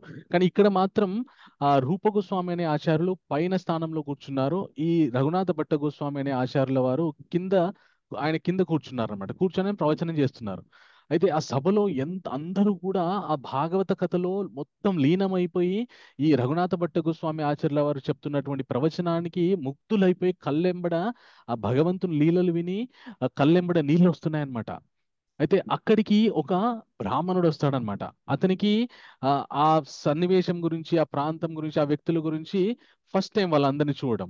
ఆయన వీళ్ళందరినీ చూసి ఆశ్చర్యపోతాడంట. ఇదేంటి, ఒక ఆయనేమో కథ చెప్తున్నాడు, వీళ్ళందరూ ఏడుస్తున్నారు, ఇక్కడ ఏం జరుగుతుంది అసలుకి అని అనుకుంటుంటాడనమాట. కొద్దిసేపటికి ఆయనకి ఏమర్థమవుతుందంటే ఇక్కడ భాగవత ప్రవచనం జరుగుతుందని అర్థమవుతుంది. అర్థమవ్వగానే అయితే ఆయనకి ఒక డౌట్ వస్తుంది అనమాట. అదేంటి, ప్రవచనం చెప్పే వ్యక్తి ఏమో కింద కూర్చున్నారు, వినే వ్యక్తి ఒక అతనేమో ఆయన కంటే పైన కూర్చున్నారు. ఇది తప్పు కదా, ఇలా కూర్చోవద్దు కదా. బహుశా ఆయన తెలియకలా కూర్చున్నారేమో, నేను వెళ్ళి ఆయనకి చెప్తామని ఆయన దగ్గరికి వెళ్తారనమాట, ఈ రూప గోస్వాముల వారి దగ్గరికి వెళ్ళి ఆయనని, స్వామి మీరు కింద కూర్చున్నారని ఆయన ఇట్లా మాట్లాడిస్తుంటాడు, కదుపుతుంటాడు, కానీ ఆయన బహిర్ముఖుడు కాడు, ఆయన ఇలాగే ఉంటాడనమాట. ఇంకా ఎలాంటి స్పర్శ జ్ఞానం ఉండదు ఆయనకి, ఆ రూప గోస్వాముల వారికి. అయితే ఈయనకి అర్థం కాదు, ఏంటి ఈయన బతుకున్నాడా లేదా అని చెప్పి ముక్కు దగ్గర ఏలు పెట్టి చూస్తాడనమాట, శ్వాస వస్తుందా లేదా అని. ఆయనకి శ్వాస వస్తున్నట్టు కూడా ఏం అనిపించదు. ఒక చిన్న దూది ముక్కను తీసుకొచ్చి ముక్కు దగ్గర పెడతాడనమాట, ఆ దూది ముక్కు కూడా కదలదు.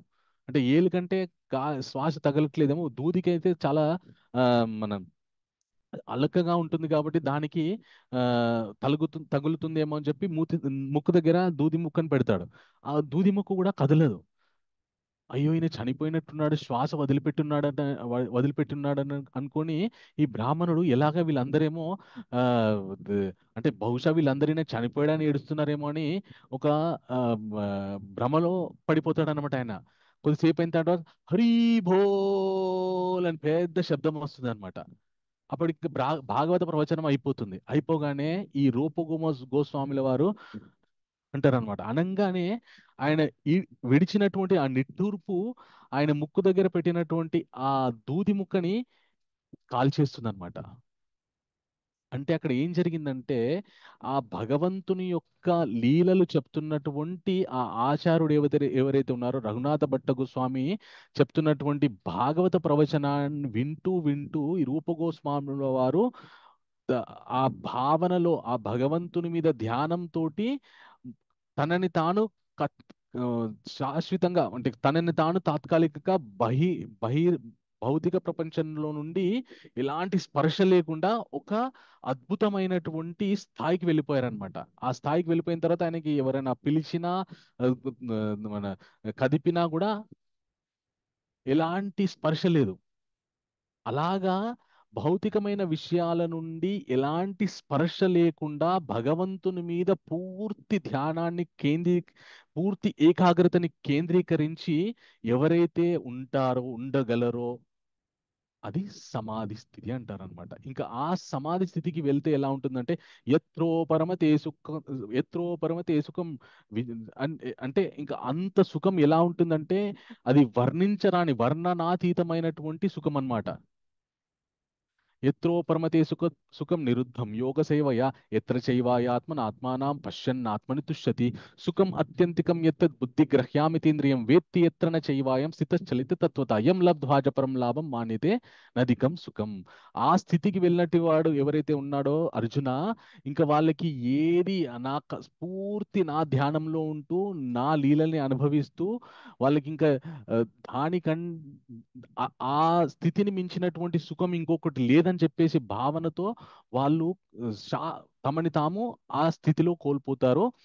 అండ్ వాళ్ళకి ఇంకా అప్పుడు ఏ భౌతికపరమైనటువంటి ఇబ్బందులు కూడా వాళ్ళని ఇబ్బంది పెట్టవు, ఏ కష్టాలు కూడా వాళ్ళకి దరిచేరవు, ఆ కష్టంలాగా అనిపించదు అసలుకి. సో అది సమాధి స్థితి అర్జున అని చెప్పి కృష్ణుడు అర్జునుడికి చెప్పాడు. అది అష్టాంగ యోగా ద్వారా వెళ్ళవలసినటువంటి చివరి స్థాయి, చివరి స్థాయి.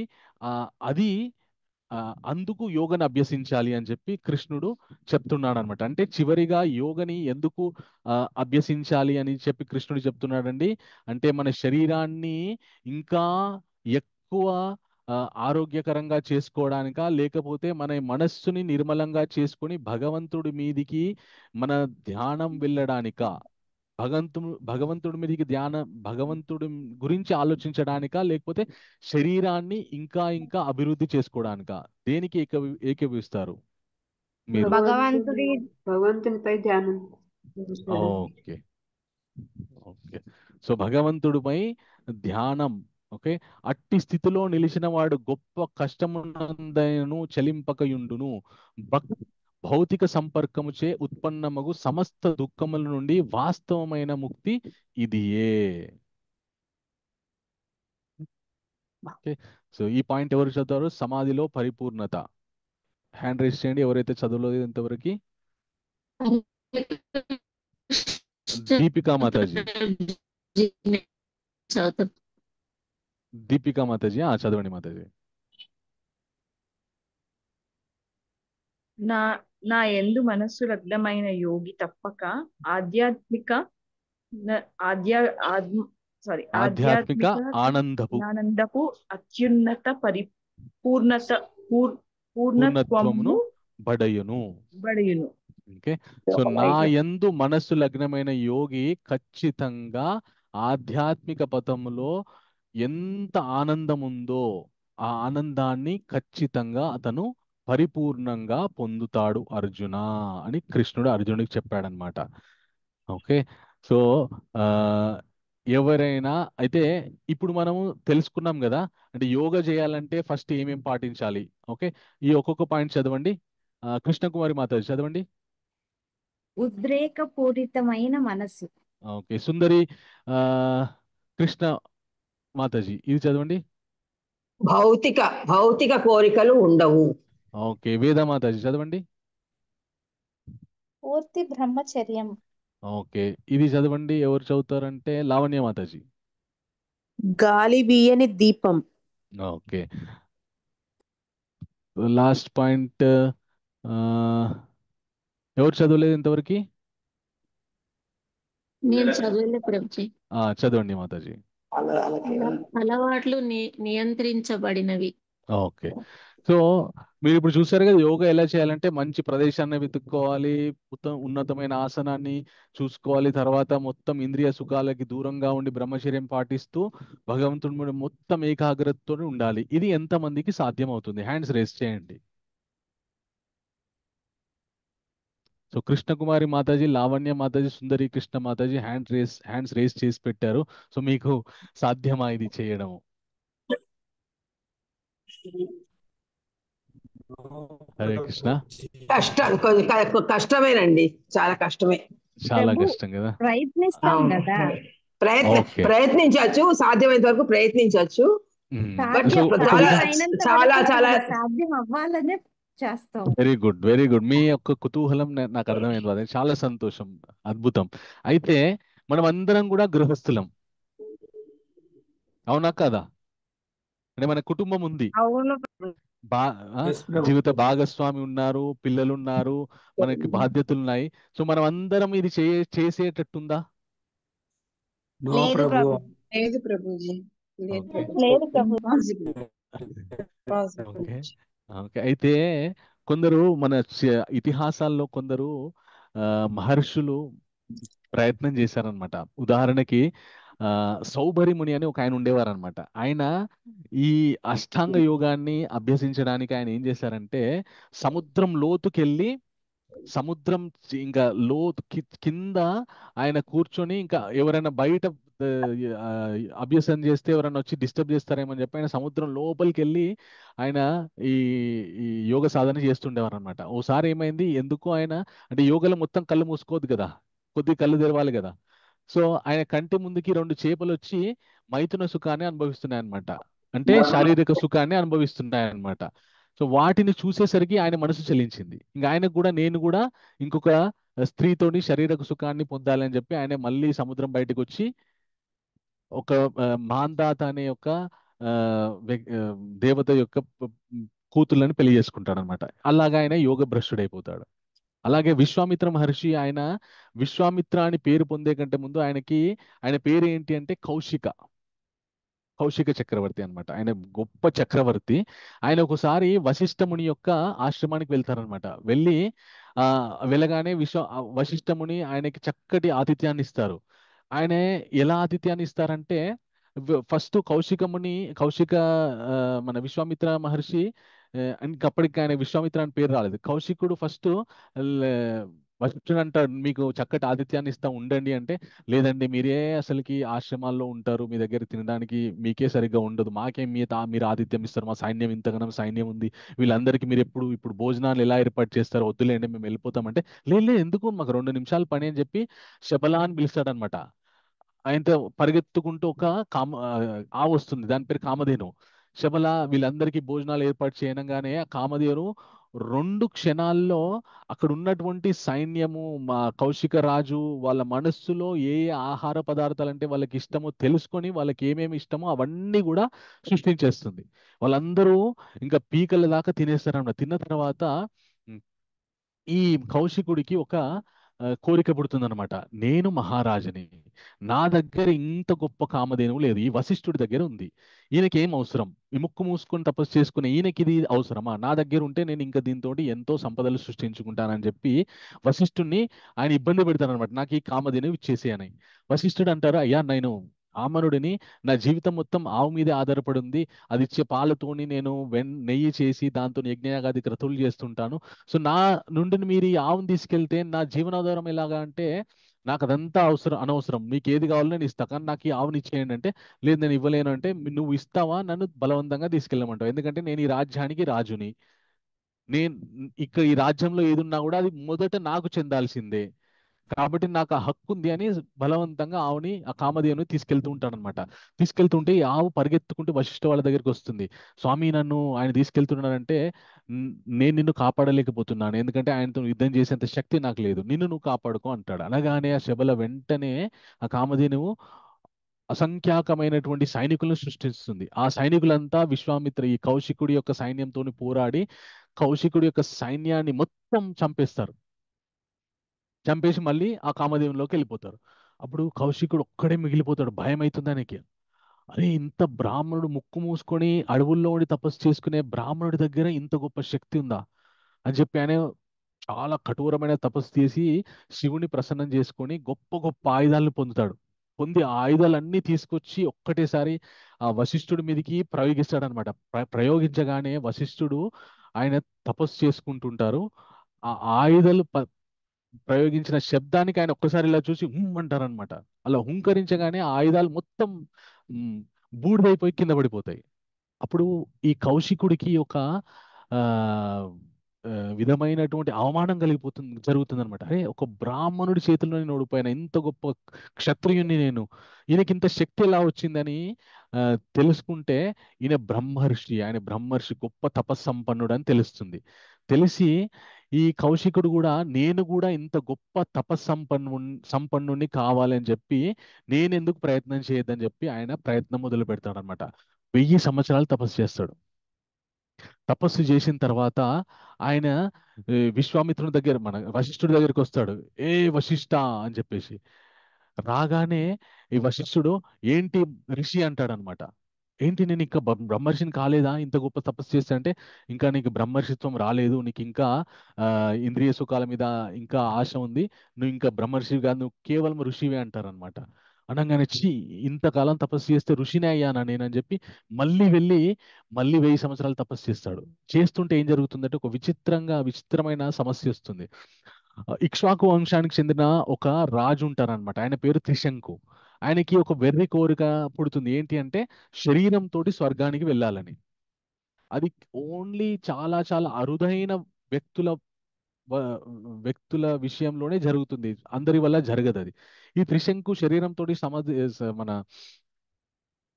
స్వర్గానికి వెళ్ళాలి, నాకు ఈ కోరిక ఉందని వశిష్ఠుని దగ్గరికి వస్తాడు. వచ్చి నన్ను పంపించండి స్వర్గానికి అంటాడు. నీకేమైనా పిచ్చా? శరీరంతో ఎవరు స్వర్గానికి వెళ్ళలేరు, నువ్వు చనిపోయిన తర్వాత పుణ్యకర్మాలు చేస్తే నువ్వు చనిపోయిన తర్వాత వాటికి అనుగుణమైన ఫలితం ద్వారా నువ్వు స్వర్గానికి వెళ్తావు అంటే, లేదు నేను ఇప్పుడే వెళ్ళాలంటే, పోరాపు నీకే పిచ్చి పట్టింది, నా దగ్గర ఇలాంటి మాట్లాడను అని పంపించేస్తాడు. ఈయన బాధపడుతూ వెళ్తూ ఈ కౌశికుడి దగ్గరికి విశ్వామిత్రుడి దగ్గరికి వెళ్తాడనమాట. వెళ్ళిన తర్వాత చెప్తాడు ఇట్లా, నేను శరీరంతో స్వర్గానికి వెళ్ళాలి, కానీ వశిష్ఠ వారు పంపియనన్నారంటే, ఆయన పంపియన్నాడా? నేను ఆయన కంటే గ్రేట్, నేను పంపిస్తా, నిన్ను ఇక్కడే కూర్చో అని చెప్పేసి గొప్ప యజ్ఞం చేస్తాడు. చేసేసి ఇంకా ఈ త్రిశంకుని పంపిస్తుంటాడు స్వర్గం దాకా. ఆయన స్వర్గం దాకా పోతాడు. పోగానే ఇంద్రుడు కాలుతోనే తంతాడు. ఒక్కసారి తన్నంగానే కిందకి పడిపోతుంటాడు, ఉల్టాగా తలకిందులుగా పడిపోతుంటే, అయ్యా విశ్వామిత్ర మహర్షి నేను కింద పడిపోతుంటే నువ్వు పడొద్దు, అక్కడనే ఆగు అని చెప్పేసి ఆకాశంలోనే ఆపేసి నీకు నా తపశ్శక్తితోటి నీకు ఒక కొత్త స్వర్గాన్ని సృష్టించిస్తా అని చెప్పేసి ఒక స్వర్గాన్ని ఆయనకి సృష్టిస్తాడనమాట. అంటే ఈయన తపశ్శక్తి ఇంత కఠోరంగా అష్టాంగ యోగ సమాధి స్థితికి వెళ్ళే ప్రయత్నం చేసినటువంటి తపస్సు అంతా ఇలాగ వ్యర్థమవుతా ఉందన్నమాట. ఎందుకంటే ఆయనకి తపస్సు చేయాలని తపన ఉంది, కానీ ఆ తపస్సుని సరిగ్గా ఉపయోగించుకోవాలనే ఆ ఆలోచన, మనస్సు లేదు, తమస్సు ఉంది. మనస్సు అంటే ఏది? మన మనస్సు. తమస్సు అంటే తామసిక బుద్ధి. సో అలాగ తన తపస్సు కోల్పోతాడు అనమాట. కోల్పోయి మళ్ళీ ఆలోచించుకుంటాడు, అరే అనవసరంగా లేనిపోని విషయాల జోలికి వెళ్ళి ఇంత కఠోరమైన తపస్సు చేసిన తపస్సు ఫలితాన్ని పోగొట్టుకుంటున్నా అని మళ్ళీ కూర్చున్నాను, మళ్ళీ తపస్సు చేస్తాడు. చేసిన తర్వాత ఇంద్రుడికి భయం అవుతుంది, అమ్మో ఈయన ఆల్రెడీ ఒక స్వర్గాన్ని సృష్టించాడు, ఇంకా ఆయనను తపస్సు చేసుకొనిస్తే ఇంకేం సృష్టిస్తాడో అని చెప్పేసి, నాకెన్ని సమస్యలు సృష్టిస్తాడో అని చెప్పేసి ఇంద్రుడు భయపడి మేనకని పంపిస్తాడనమాట, ఆయన తపస్సు పాడు చేయని చెప్పి. ఆవిడ వస్తుంది, ఈయనని ఈయన తపస్సుకి భంగం కలిగిస్తుంది. ఆయన ఈవిడతోటి మైథున సుఖాన్ని అనుభవించి ఒక ఆడబిడ్డకి జన్మనిస్తాడు. ఆ పిల్ల పేరే శకుంతల. ఆవిడే భరతుడి యొక్క తల్లి. అంటే మన రామాయణంలో భరతుడు కాదు, మహాభారతంలో కూడా ఒక భరత మహారాజు ఉన్నారన్నమాట, ఆయన యొక్క తల్లి అన్నమాట. సో ఆవిడతోటి 100 సంవత్సరాలు ఈయన సంసారం చేస్తాడు. అప్పుడు తేరుకుంటాడు అనమాట, నేను 100 సంవత్సరాలు నా తపశ్శక్తినంతా సంసారంలో పోగొట్టుకున్నానని.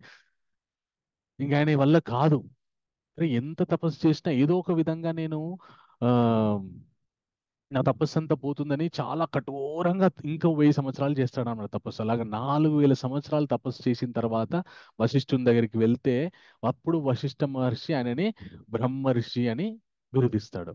అంటే ఒక వ్యక్తి సన్యాసం తీసుకొని ఈ యొక్క గొప్ప జపతపాలు, ఈ అష్టాంగ యోగ సమాధి స్థితిలోకి వెళ్ళడానికి ఎంత కఠోరమైన తపస్సు చేయాలి, ఎన్ని సంవత్సరాలు తపస్సు చేయాలో మనం విశ్వామిత్రుడి యొక్క వృత్తాంతంలో చూసుకోవచ్చు. కానీ మన ఇతిహాసంలో ఇంకొక గొప్ప చరిత్ర ఉందండి. ఎవరు అంటే ధ్రువ మహారాజ్. ధ్రువుడు అని సునీతి యొక్క కుమారుడు. ఈ ధ్రువ మహారాజుకి ఒక చిన్న పిల్ల, 5 సంవత్సరాల పిల్లవాడు ఇతడు. ఈయనకి తన తండ్రితో ఆడుకోవాలనిపిస్తుంది అనమాట. తన తండ్రి దగ్గరికి వెళ్తే ఆ ధ్రువుడి యొక్క పిల్లి సురుచి అని ఉంటుందన్నమాట, పిన్ని. ఆవిడ ఈ ధ్రువుణ్ణి, నీకు నీ తండ్రితో ఆడుకునే అర్హత లేదు, నీకు నీ తండ్రితో ఆడుకోవాలంటే నువ్వు నా కడుపున పుట్టాలి అంటే. వాళ్ళ నాన్న పేరు ఉత్థానపాద. ఉత్థానపాదకి 2 భార్యలు, సునీతి సురుచి అని. సునీతి కొడుకు ధ్రువ, సురుచి కొడుకు ఆ వేరే ఉంటుంది, గుర్తుకు రావట్లేదు నాకు. సో ఆవిడ వాళ్ళ పిన్ని ధ్రువుణ్ణి తండ్రితో ఆడుకోవడానికి అనుమతించదు అనమాట. అప్పుడు ధ్రువుడు ఏడుస్తూ తల్లి దగ్గర, హరే కృష్ణ ఉత్తముడు ప్రభు, సారీ. ఓకే. సో తల్లి దగ్గరికి వెళ్తాడు. వెళ్ళి అమ్మ నన్ను నాన్నతో ఆడుకోనియట్లేదు పిన్ని అంటే, ఆవిడ అంటుంది, ఒరే పిన్ని చెప్పింది కరెక్టేరా, నీకు చాలా అదృష్టం ఉండాలి మీ నాన్నతో ఆడుకోవాలంటే అని అంటుంది. మరి అదృష్టం రావాలంటే ఏం చేయాలంటే భగవంతుని గురించి తపస్సు చేయని చెప్తుంది.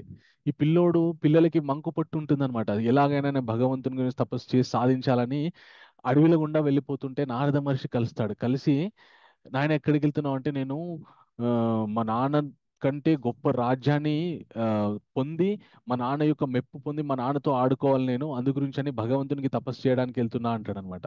మరి ఏమని తపస్సు చేస్తావు, ఎవరికి తపస్సు చేస్తావు అంటే, ఏమో మా అమ్మ చెప్పింది నేను వెళ్తున్నా అంటాడు అనమాట. మరి అట్లా కాదురా, ఇగో ఇది భగవంతుని యొక్క నామం, ఓం నమో భగవతే వాసుదేవ, ఈ మంత్రాన్ని నీకు చెప్తున్నా, ఈ మంత్రం తీసుకొని నువ్వు తపస్సు చేయరా అంటాడు అనమాట.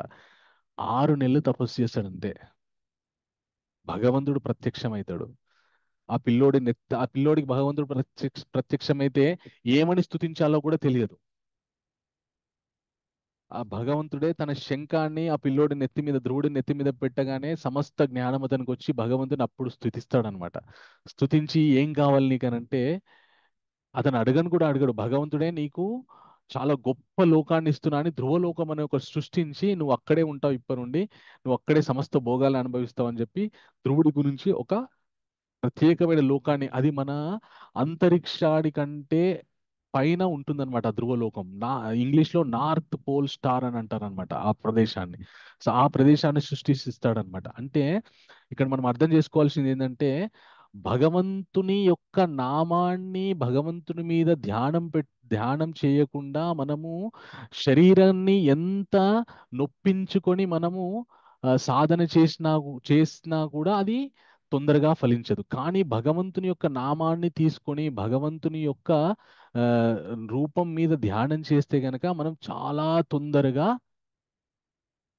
యోగ ఫలితాన్ని సిద్ధి పొందుతాం. పొందగలం, ఫలితాన్ని పొందగలం అనమాట. ఈ యొక్క విశ్వామిత్రుడి యొక్క వృత్తాంతం, ధ్రువ చరిత్ర వల్ల మనము అది మనకి ఇక్కడ రుజువు అవుతుంది. అందుకే కృష్ణుడు చాలా మంది ఎంతో యోగ చేస్తారు కానీ, యోగా అది ఇదని చేస్తుంటారు కానీ, వాళ్ళు ఎందుకు తొందరగా ఆ ఆ, ఆ, మన యోగలో ముందుకెళ్లారంటే భగవంతుని మైనస్ చేసి మిగతాదంతా చేస్తారనమాట. ఒకసారి శ్రీల ప్రభుపాదుల వారి దగ్గరికి అయ్యంగార్ అనే ఒక యోగా టీచర్ వచ్చారనమాట. ఆయన తమిళనాడులో చాలా గొప్ప యోగా ట్రైనర్. ఆయన తమిళనాడు నుండి యుఎస్కి షిఫ్ట్ అయ్యి అక్కడ చాలా మందికి అప్పట్లో 1960లలో చాలా మందికి యోగా నేర్పిస్తుండే అనమాట, అష్టాంగ యోగా. ఒకసారి ఆ, ఆయన వచ్చారనమాట ప్రభుపాదుల వారి దగ్గరికి వచ్చి వాళ్ళతో ప్రభుపాదుల వారు ఆయన గౌరవించారు. ఏంటంటే మరి మీరు చాలా గొప్పవారు, మీరు చాలా మందికి యోగా నేర్పిస్తారు, మీరు నిజంగా ఎంతో మంది జీవితాలు మారుస్తున్నారు, అది ఇదని చాలా చక్కగా ఆయన గురించి మాట్లాడతారు. మాట్లాడితే ఆయన బాధను వెళ్ళబిచ్చుకుంటాడంట. స్వామి, నేను శ్రీ వైష్ణవ సాంప్రదాయానికి చెందినటువంటి వాడిని, నేను యోగా నేర్పిస్తున్నాను అందరికి, కానీ అందరూ ఏదో శరీరంలోని నొప్పులు కొవ్వుని కరిగించుకోవడానికే వచ్చి యోగా నేర్చుకుంటున్నారు, కానీ ఈ యొక్క యోగ యొక్క హృదయమైనటువంటి ఆ భగవంతుణ్ణి చేరుకోవాలి, భగవంతుని మీద ధ్యానం భక్తిని పెంచుకోవాలి అని మాత్రం ఎవ్వరూ రారు స్వామి. కానీ మీరు మీ యొక్క కీర్తనలు, మీ యొక్క జపము ద్వారా ఎంతో మంది జీవితంలో భగవంతుని ఈ భగవద్ జ్ఞానం యొక్క చైతన్యాన్ని నింపుతున్నారు. నాకంటే మీరు ఎన్నో రెట్లు గొప్ప స్వామి అంటే, ఇంకా అప్పటికి ప్రభుపాదుల వారు ఇంకా చాలా పాపులర్ అవ్వలేదన్నమాట అని చెప్తారనమాట. వాళ్ళే కాదు, నేను కూడా ఈ అష్టాంగ యోగాన్ని నేర్చుకున్నాను 2009లో. అనిల్ కుమార్ అని ఒక యోగా టీచర్ ఉన్నారు, ఆయన ఇప్పటికీ యోగా నేర్పిస్తుంటారు అనమాట. ఆయన ఎంత పర్ఫెక్ట్ యోగా టీచర్ అంటే, ఆయనకు ఒకసారి యాక్సిడెంట్ అయితే డాక్టర్ సర్జరీ చేయాలని చెప్పారనమాట. ఇది సర్జరీ చేయాలంటే మనకి అనస్థీషియా ఇస్తారు కదా. సో ఎవరైతే ఈ ధ్యాన సాధనలో ఉన్నారో వాళ్ళు ఎనస్థీషియా, ఈ మత్తు పదార్థాలు తీసుకుంటే వాళ్ళకి తొందరగా ధ్యానంలో దృష్టి ఏకాగ్రత లగ్నం అవ్వదన్నమాట. అందుకని మా యోగా టీచర్ ఏమన్నారంట అంటే డాక్టర్స్ తోటి, నాకు అనస్థీషియా ఇవ్వకండి, మీరు సర్జరీ చేయండి అన్నారంట. వాళ్ళు డాక్టర్లు ఏమన్నారంటే, అయ్యా మీకు అర్థం కావట్లేదు, అది మేము బ్లేడ్ పెట్టి ఈ, కొయ్యాలి మీ శరీరాన్ని, మీకు చాలా నొప్పి వేస్తుంది అంటే, పర్వాలేదు నేను ధ్యానంలోకి వెళ్ళిపోతా, మీరు చేసుకోండి సర్జరీ అన్నారంట. అనగానే డాక్టర్లు ఆశ్చర్యపోయి, సరే ఈ పిచ్చోడు ఉన్నట్టున్నాడు ఈయన, ఏదో పుస్తకాల్లో రాస్తే అది నిజంగా అట్లా జరుగుతుందా, యోగా చేస్తే అంత శరీరం మీద స్పృహ లేకుండా ఉంటారా, ఈయన ఏదో సరే ఒకసారి మనం బ్లేడ్ పెట్టి ఇట్లా గీయగానే మళ్ళీ మేలుకుంటాడని చెప్పి వాళ్ళు మెల్లగా స్టార్ట్ చేస్తుంటే డాక్టర్లే భయపడ్డారంట. వాళ్ళ జీవితంలో ఎన్నడూ కూడా ఒక వ్యక్తికి అలా సర్జరీ చేసింది లేదు. అంటే ధ్యానంలో ఆయన సమాధి స్థితికి వెళ్ళిపోయారనమాట. వెళ్ళిపోయి శరీరం మీద ఎలాంటి స్పృహ లేదు, శరీరాన్ని కోసినా కూడా ఆయనకి నొప్పి వేయట్లేదు, ఏం మన ఏం అనిపించట్లేదు ఆయనకి. మొత్తం సర్జరీ అయిపోయి కుట్లన్నీ వేసిన తర్వాత అప్పుడు ఆయన డాక్టర్లకు చెప్పారంట, మీ మొత్తం సర్జరీ అయిన తర్వాత నా శరీరంలో ఈ పలానా చోట మీరు ఇలా మెలిక పెట్టండి, అప్పుడు నేను లేస్తా అన్నారంట. సరే మొత్తం అయిన తర్వాత అలా మెలిక పెట్టిన తర్వాత అప్పుడు అని ఆయన బహిర్ముఖులయ్యారంట. సో అంత పర్ఫెక్ట్ యోగా టీచర్ ఆయన. ఆయన నాకేం చెప్పారంటే, మనం చేస్తున్నటువంటి అష్టాంగ యోగా, హఠ యోగా, కర్మయోగా ఇవన్నీ కూడా మనల్ని భక్తి యోగం వైపు నడిపించాలి. అప్పుడే ఇవి నేర్చుకున్నందుకు మనకు చక్కటి ఫలితం దక్కుతుంది, ఈ నేర్చుకున్నందుకు సార్థకత దొరుకుతుంది అని చెప్పారనమాట. అప్పుడు తెలుసు నాకు భక్తి యోగ గురించి. అంటే అంత గొప్ప యోగ టీచరే, అంటే వాళ్ళు అంత చదివి అభ్యాసం చేశారు కాబట్టి వాళ్ళకి ఇవన్నీ కూడా ఎక్కడికి వెళ్ళాలి, వీటి గమ్యం ఏంటి అని వాళ్ళకి తెలుసు కాబట్టి ఆయన చెప్పారు. కానీ చాలా మంది ఆ విషయం గురించి వెళ్ళరు, ఏదో శారీరక సుఖాల గురించి, శరీరాన్ని మంచిగా ఆరోగ్యంగా చేసుకో, మంచిదే, శరీరం ఖచ్చితంగా ఆరోగ్యంగా ఉండాలి, ఉన్నప్పుడే మనం సాధన చేస్తాం. కానీ ఆ ఆరోగ్యంతో పాటు మనసు కూడా ఆరోగ్యంగా ఉండి భగవంతుని వైపు నడిస్తే అప్పుడు మన జీవితానికి ఒక సార్థకత. ఎందుకంటే ఎంతో ఆరోగ్యంగా ఉంటాడు, ఏం చేస్తాడు, ఓ 100-150 సంవత్సరాలు బతుకుతాడు, తర్వాత మళ్ళీ చావైతే ఖచ్చితంగా ఉంటుంది కదా. ఎప్పుడో ఒకసారి శరీరం అయితే వదిలిపెట్టాలి కదా. వదిలిపెట్టిన తర్వాత ఎప్పుడు కూడా భగవంతుని మీద ధ్యానం చేయలేదు, నామం జపం చేయలేదు, మళ్ళీ భౌతిక ప్రపంచంలోకి, మళ్ళీ జనన మరణ చక్రంలోకి మళ్ళీ రావాల్సిందే కదా.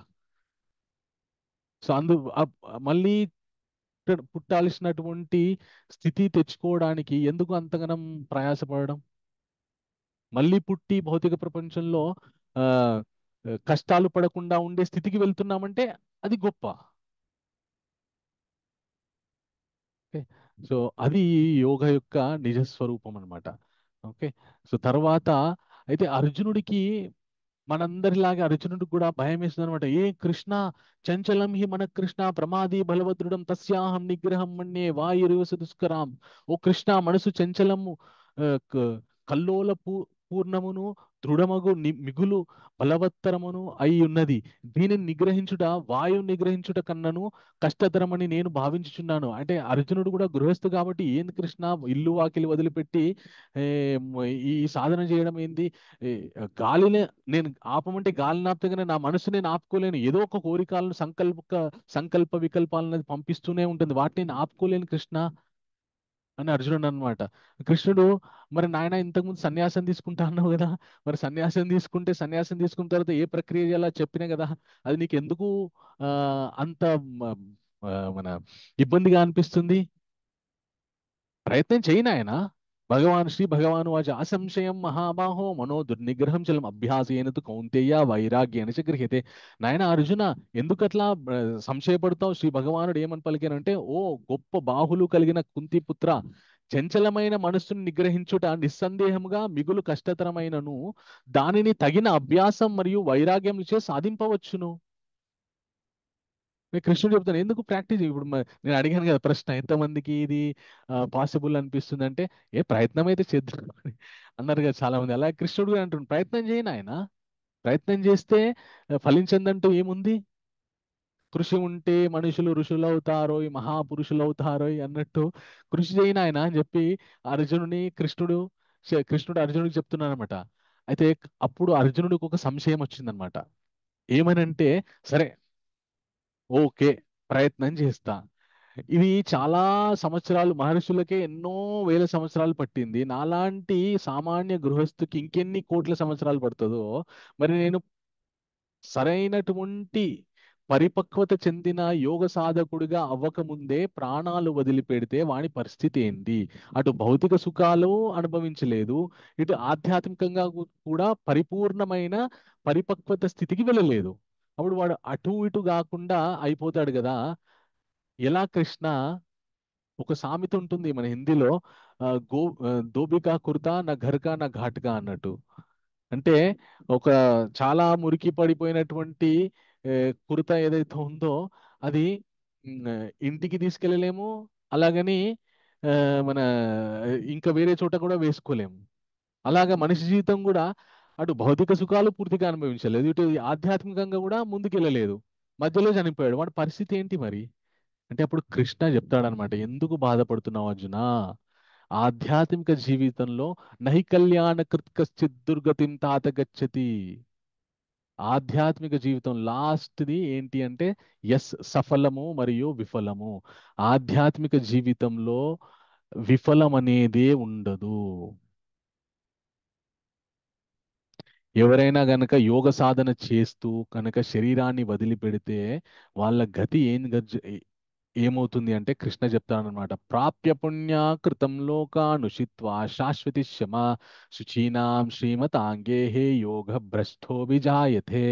ఎవరు చదువుతారో హ్యాండ్ రైజ్ చేయండి, ఇప్పటివరకు చదవని వారు.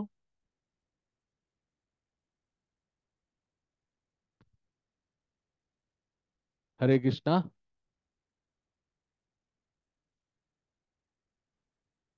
ఎవరైనా హ్యాండ్ రైజ్ చేశారా? ఓకే, ప్రసన్న ఉప్పల మాతాజీ.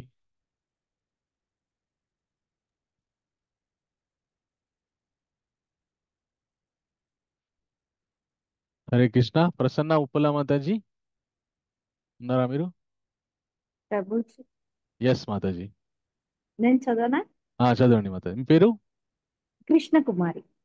ఓకే, చదవండి మాతాజీ.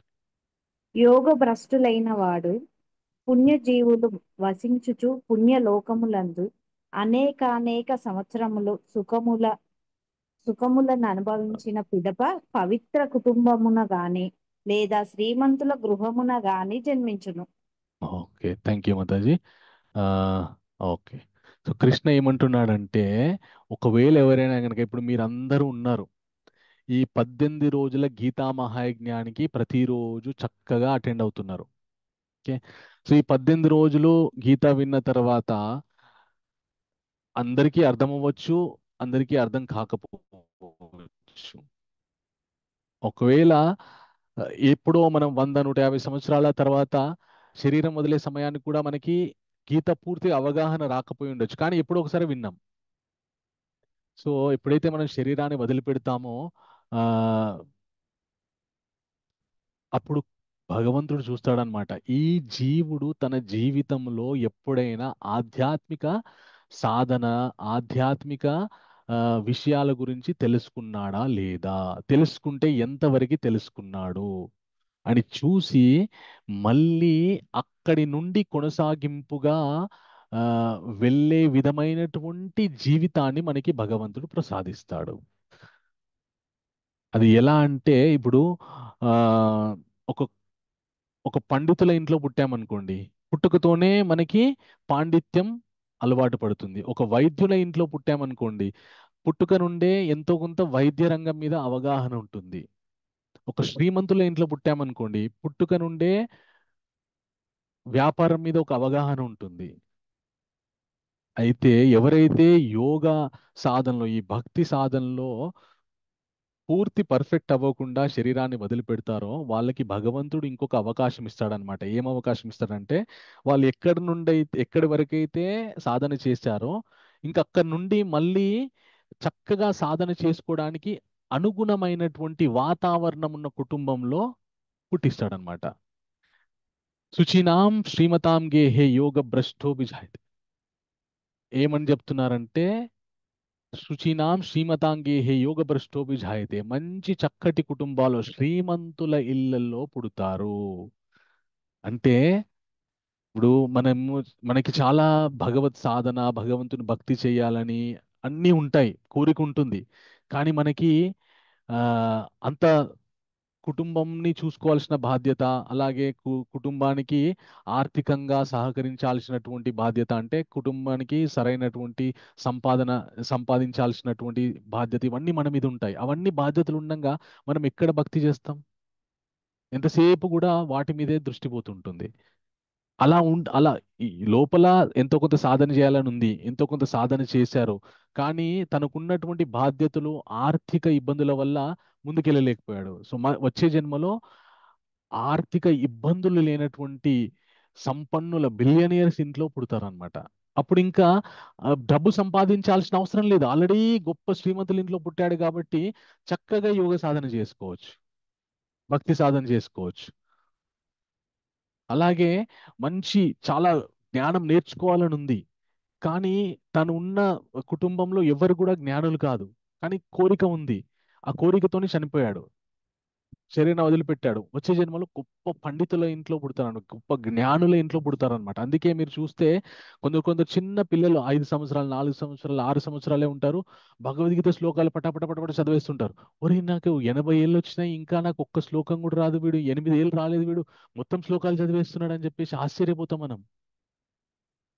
ఎలా సాధ్యం అంటే, యోగభ్రష్టులైనటువంటి వాళ్ళు, అంటే వాళ్ళ పూర్వజన్మలో ఎంతో కొంత భక్తియుత సాధన చేసిన వారు, వాళ్ళు పూర్తి పరిపక్వత చెందలేదు కాబట్టి భగవంతుడు వాళ్ళకి ఒక అవకాశం ఇస్తారనమాట. మంచి శ్రీమంతులలో పుట్టించి కానీ, లేదంటే పండితులలో పుట్టించి కానీ వాళ్ళ సాధన మళ్ళీ కొనసాగించుకోవడానికి అవకాశం ఇస్తాడనమాట. అంటే ఇప్పుడు మనకు ఒక విధంగా చెప్పాలంటే, చాలా మంది సమాజంలో ఇప్పుడు ఉన్నటువంటి శ్రీమంతులంతా కూడా ఎంతో కొంత భగవద్భక్తి చేసిన వాళ్ళు. సో వాళ్ళకి భగవంతుడు అవకాశం ఇచ్చారు, దాన్ని సద్వినియోగపరుచుకొని మళ్ళీ భగవన్ముఖంగా భగవంతుని వైపు నడిస్తే జీవితం తరిస్తుంది.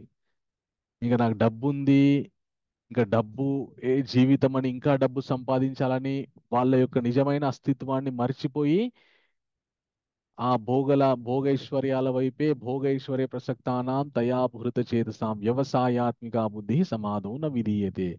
సో ఆ భోగైశ్వర్యాలనే పడిపోయి ఆ భోగైశ్వర్యాలనే అనుభవిస్తూ ఉంటే వ్యవసాయాత్మిక బుద్ధి కుదరదు. దానివల్ల మళ్ళీ దరిద్రంలోకి వెళ్ళాల్సి వస్తుంది అనమాట. ఈ ప్రపంచంలో దరిద్రులు బీదవాళ్ళు అనేవారు ఎవరూ లేరండి. భగవంతుని యొక్క భక్తి, భగవంతుని మీద నమ్మకం ఎవరికి లేదో వాళ్ళే బీదవాళ్ళు, దరిద్రులు. భగవంతుని మీద భక్తి, ఒక పూరి గుడిసెలో ఉన్నాడు అనుకోండి ఒక వ్యక్తి, అతనికి భగవంతుడు అంటే ఎంతో భక్తి. ఒకసారి ఏం జరిగిందంటే మన తిరుమల తిరుపతి దేవస్థానంలో తొండమాన్ చక్రవర్తి అనే ఉండేవారు అనమాట. ఆయన వెంకటేశ్వర స్వామికి ఎంతో గొప్ప భక్తుడు. ఆయన ప్రతిరోజు వెంకటేశ్వర స్వామికి బంగారు కమలాలతోని ఆ, ఆ, అర్చన చేసేవారనమాట. ఆయన చాలా గర్వపడేవారు అనమాట. నా అంత అర్చన స్వామికి ఎవరు చేయట్లేదు, బంగారు తామర పువ్వులతోటి నేను రోజు స్వామికి అర్చన చేస్తున్నా అని చెప్పేసి ఆయనకు ఒక గర్వం ఉండేదన్నమాట. ఓ రోజు ఆయన స్వామి దగ్గరికి వెళ్ళి మన గర్భాలయం యొక్క డోర్ తీయగానే స్వామి పాదాలు చక్కగా కడిగి మంచిగా గంధం రాసి ఆ పాదాల మీద కొద్దిగా మట్టి అంటినటువంటి 4 తులసి రెక్కలు కనిపించాయి. ఆయన ఆశ్చర్యపోయాడు.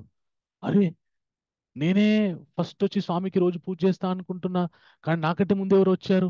ఏంటి స్వామి మీరు ఎట్లా అంగీకరిస్తారు? నేను రోజు వచ్చి మీకు తామర పూలతో పూజ చేస్తున్నా కదా, ఎవరో వచ్చి మీకు తులసి రెక్కలు పెట్టారు, మీరు ఎట్లా అంగీకరించారంటే "ఆ, ఆయన ఆయన కూడా ఒక భక్తుడు, ఆయన వచ్చి పూజ చేశాడు, నేను స్వీకరించానంటే అంటే అట్లా అట్లా ఇట్లా ఉంటుంది స్వామి. ఆయన ఎవరో నాకు చెప్పండి, మీరు నేను వెళ్ళి కలుస్తా, ఎలా వచ్చాడో నేను కనుక్కుంటా అని అంటాడనమాట. స్వామి చెప్తాడు పలానా దగ్గర ఉంటాడని చెప్పి. చెప్పగానే అతనున్న చోటుకి వెళ్తాడనమాట ఈ తొండమాన్ చక్రవర్తి. వెతుక్కుంటూ వెళ్తాడు. అతను ఒక కుమ్మరివాడు, అంటే కుండలు చేసుకునే ఒక సామాన్యమైనటువంటి వ్యక్తి, అతి సామాన్యమైనటువంటి వ్యక్తి.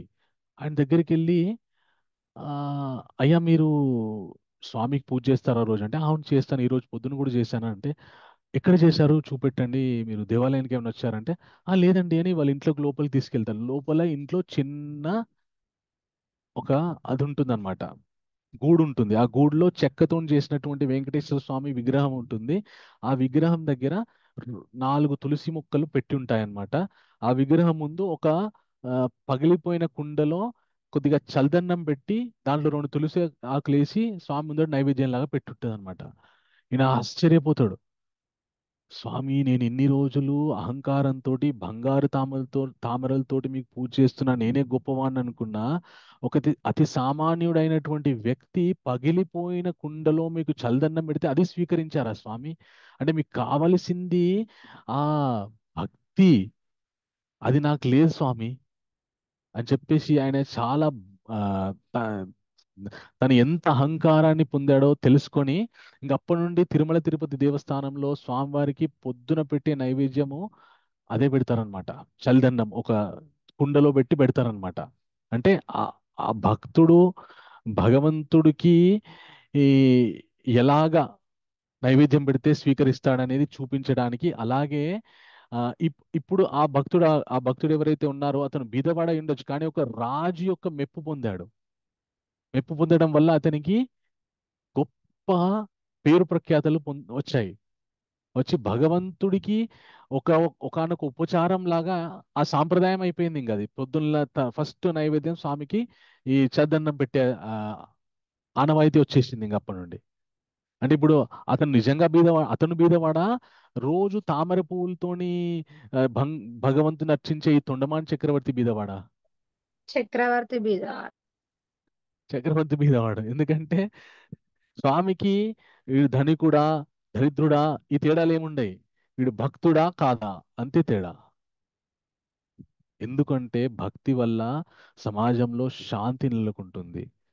మనం నిన్న మొన్న తెలుసుకున్నాము, ఎవరికైతే జ్ఞానం ఉంటుందో వాళ్ళు బ్రాహ్మణే గవిహస్తిని సునీచైవ సుపాకిచ పండిత సమదర్శన.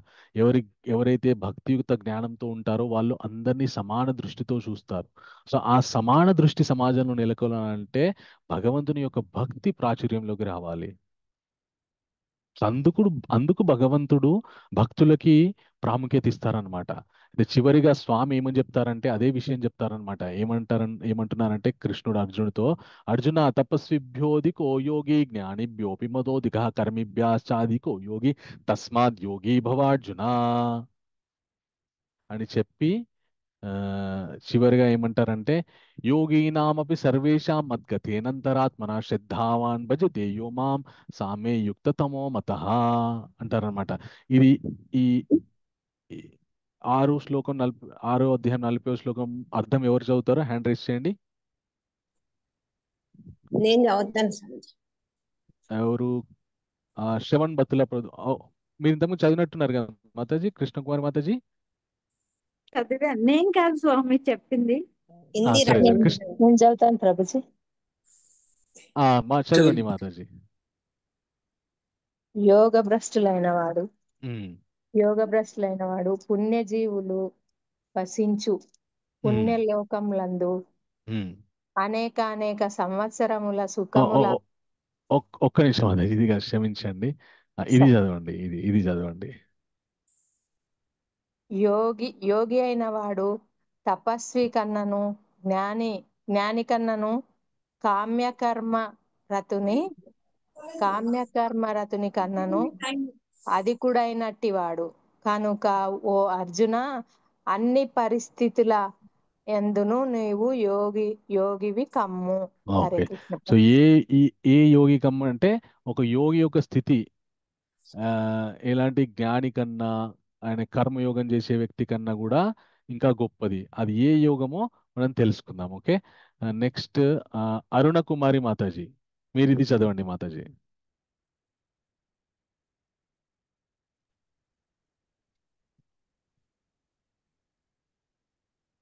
హరే కృష్ణ ప్రభుజీ. హరే 6 కృష్ణ పాయింట్ మాతాజీ. 47 అవును మాతాజీ. అత్యంత శ్రద్ధతో సర్వదా నాయందే కట్టుబడి ఉండేవాడు, తన యందు నన్నే స్మరించేవాడు, నాకు దివ్యమైన మిస్ అయింది. ప్రేమయుత సేవ చేసేవాడు లైన్ మిస్ అయింది. అయిన ఒక్క నిమిషం. యోగులందరిలోనూ నాతో అత్యంత సన్నిహితంగా యోగంలో జతకూడినట్టి వాడు, అందరిలో అతడే ఉన్నతుడు. ఇది నా అభిప్రాయము. ఓకే. అత్యంత శ్రద్ధతో నా భావన యందే సదా నిలిచియుండు వాడును, నన్నే తన యందు సదా స్మరించువాడును, మరియు నాకు దివ్యమైన ప్రేమాయుత సేవను ఉనర్చువాడును అగు యోగి యోగులందరికన్నను అత్యంత సన్నిహితముగా నాతో యోగమునందు కూడగట్టినట్టివాడై ఉన్నాడు. సర్వులలో అతడే అత్యున్నతుడు. ఇది నా అభిప్రాయం. అంటే భగవంతుడు ఎవరిని ఆ గొప్ప వ్యక్తిగా ఇక్కడ పరిగణిస్తున్నారంటే భక్తియుత భావనతోటి ఎవరైతే ఉంటారో, ఏ యోగి అయితే ఉంటారో అతడు అందరికంటే గొప్ప వ్యక్తి అనేది నా అభిప్రాయం అని చెప్తున్నారనమాట. ఆ భక్తి అంటే భక్తి యోగాని ఎవరైతే అవలంబిస్తారో ఆ యోగి అందరికంటే ఉన్నతమైన స్థితిలో ఉన్నట్టివాడు అర్జున అని చెప్పి కృష్ణుడు ఇక్కడ చెప్తున్నారనమాట.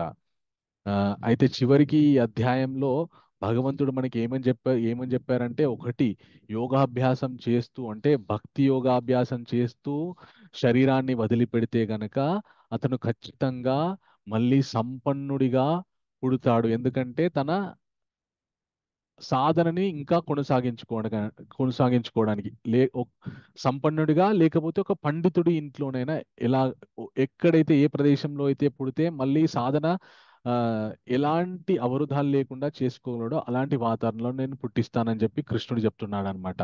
అలాగే అయితే ఎవరైతే అలా ప్రయత్నిస్తుంటాడో అతడు ఎంత అంటే కర్మయోగి కంటేను జ్ఞానయోగి కంటేను ఈ భక్తి యోగాన్ని అవలంబించే యోగి ఇంకా గొప్పవాడు.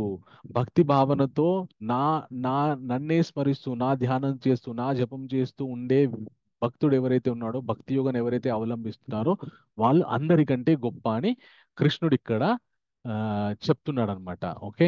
సో మనము అష్టాంగ యోగ తెలుసుకున్నాము. అష్టాంగ యోగాల యొక్క స్థితి ఎక్కడికి వెళ్ళాలో చిన్న పిక్చర్ ద్వారా మనం తెలుసుకుందాం. ఓకే. శ్రవణ్ బతుల ప్రభు ఇది ఒకసారి చదవండి.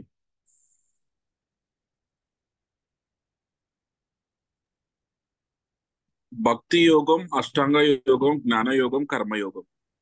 Okay okay.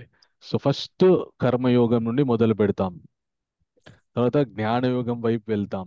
అంటే కర్మయోగం అంటే కర్మలు ఆచరిస్తూ ఉంటాము, భగవంతునికి ఫలాలను అర్పిస్తూ ఉంటాము. అలాగ మనం జ్ఞానం వైపు ప్రయాణిస్తాము.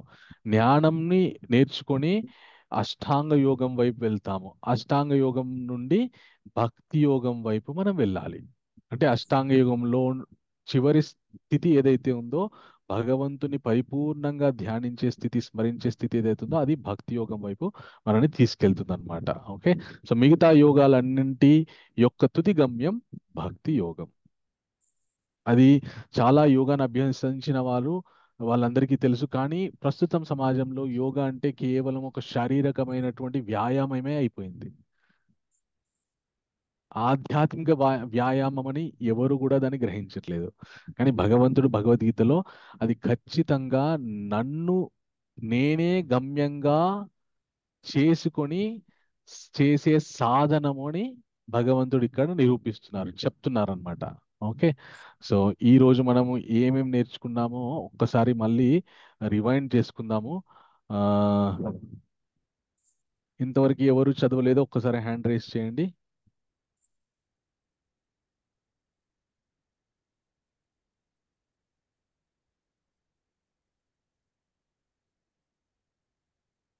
ఉషాశ్రీ నల్లన్ చక్రవర్తి మాతాజీ. సో ఈ రోజు మనం నేర్చుకున్నటువంటి విషయాలు శత్రువు లేదా స్నేహితుడు. ఫస్ట్ చదవండి మాతాజీ. మనస్సు స్నేహితునిగా ఉన్నప్పుడు, మనస్సు శత్రువుగా ఉన్నప్పుడు. సో మిత్రుడిగా ఉన్నప్పుడు ఇది జరుగుతుంది. దిశను అనుసరిస్తారు. ప్రగతిశీల మరియు ఆరోగ్యకరమైన ఎంపికలు. ఇంద్రియ సంతృప్తి నుండి వేరు చేయబడింది. ఫలితం స్వేచ్ఛ మరియు ఎత్తు. మనస్సు శత్రువు ఉన్నప్పుడు చదవమంటారా ప్రభుజీ? చదవండి మాతాజీ. కామం, కోపం, దురాశ వంటి పాపపు చర్యలను అనుసరిస్తుంది. చిరాకు, ఆందోళన మరియు తప్పుదారి పట్టిస్తుంది. ఇంద్రియ తృప్తితో జత చేయబడింది. ఫలితం అధోకరణం కలుగుతుంది మరియు చిక్కులు వస్తాయి. ఓకే. సో ఫస్ట్ 9 శ్లోకాల్లో మనం మనస్సు మిత్రువైతే ఏం ఫలితం ఉంటుంది, శత్రువు అయితే ఏం ఫలితం ఉంటుంది, ఆ విషయాల్ని మనము తెలుసుకున్నాం. సో మనం సాధ్యమైనంత వరకు మనస్సుని మన మిత్రువుగానే చేసుకోవాలి. మనస్సు మన మిత్రువుగా అవ్వాలంటే ఏం చేయాలి అంటే ఈ యోగాభ్యాసాన్ని చెయ్యాలి. సో నెక్స్ట్ ఎవరు చదువుతారు? ఉషాన్ కృష్ణకుమారి మాతాజీ మీరు చదవండి.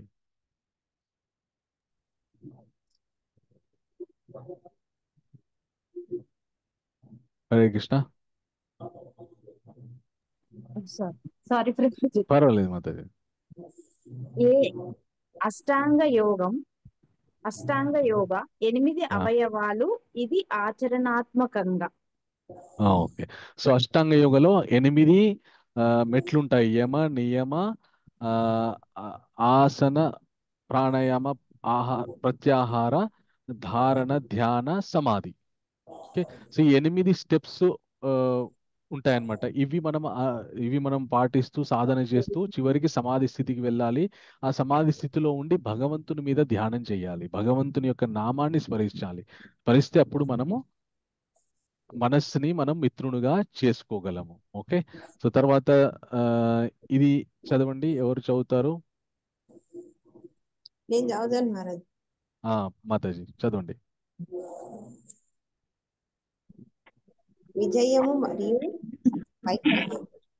ఒకవేళ అంత మనసు మన మిత్రుడిగా అయిన తర్వాత మనము యోగ సాధన చేస్తున్నప్పుడు శరీరాన్ని వదిలిపెడితే విజయం ప్రాప్తిస్తుందా, లేకపోతే అవిజయం అంటే ఫెయిల్యూర్ ప్రాప్తిస్తుందా, వైఫల్యం ప్రాప్తిస్తుందా అని చెప్పి మనం చర్చించుకున్నాం. ఖచ్చితంగా విజయమే. శరీరం అంటే పూర్తి పరిపక్వత చెందకపోయినా మళ్ళీ అదే స్థితిలో నుండి మళ్ళీ అదే స్థాయిలో నుండి మనం సాధన చేసుకునే విధంగా మనకి అవకాశం దొరుకుతుంది.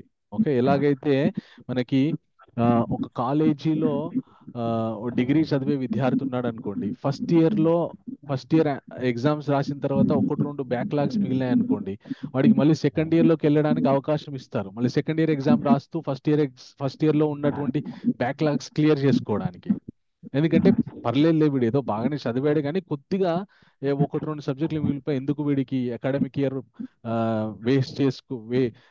వేస్ట్ అయిపోతుందని చెప్పి అవకాశం ఇస్తారు. కానీ ఎవడన్నా విద్యార్థి ఫస్ట్ ఇయర్లో అసలు కాలేజీకే రాకుండా తప్పిపోయాడు అనుకోండి, మొత్తం అసలు ఎగ్జామ్సే రాలేదనుకో, వాడికి అవకాశం అస్సలు ఇవ్వరు. ఎందుకంటే వాడు కనీసం ప్రయత్నం కూడా చేయలేదు. ఒక వ్యక్తి ప్రయత్నం చేశాడు, ప్రయత్నం చేసి విఫలమయ్యాడు కాబట్టి వాడికి ఖచ్చితంగా చేయూత దొరుకుతుంది. ఒక వ్యక్తి అసలు ప్రయత్నమే మొదలు పెట్టలేదు, వాడికి ఎప్పుడు దరిద్రమే. ఓకే, సో చివరిగా వై ఎవరు చెబుతారు? యోగి అన్ని మార్గాల్లో ఏది ఉత్తమమైనది? Thank you Prabhu. Yeah, very good. Okay, యోగి. సో ఏ యోగి? భక్తి యోగము అన్ని మార్గాల్లో ఉత్తమమైనది. భక్తి యోగ సాధన చేసే యోగి అందరికంటే గొప్పవాడు, అతనే ఇంద్రియాన్ని నిగ్రహించుకున్నటువంటి ఉత్తమమైన యోగి అని భగవంతుడు ఇక్కడ కన్ఫర్మ్ చేస్తున్నారనమాట. సో అది మనం ఈరోజు చర్చించుకున్నాం ఈ విషయాలు. సో ఈరోజు మనము ఏ శ్లోకం నేర్చుకుందాం?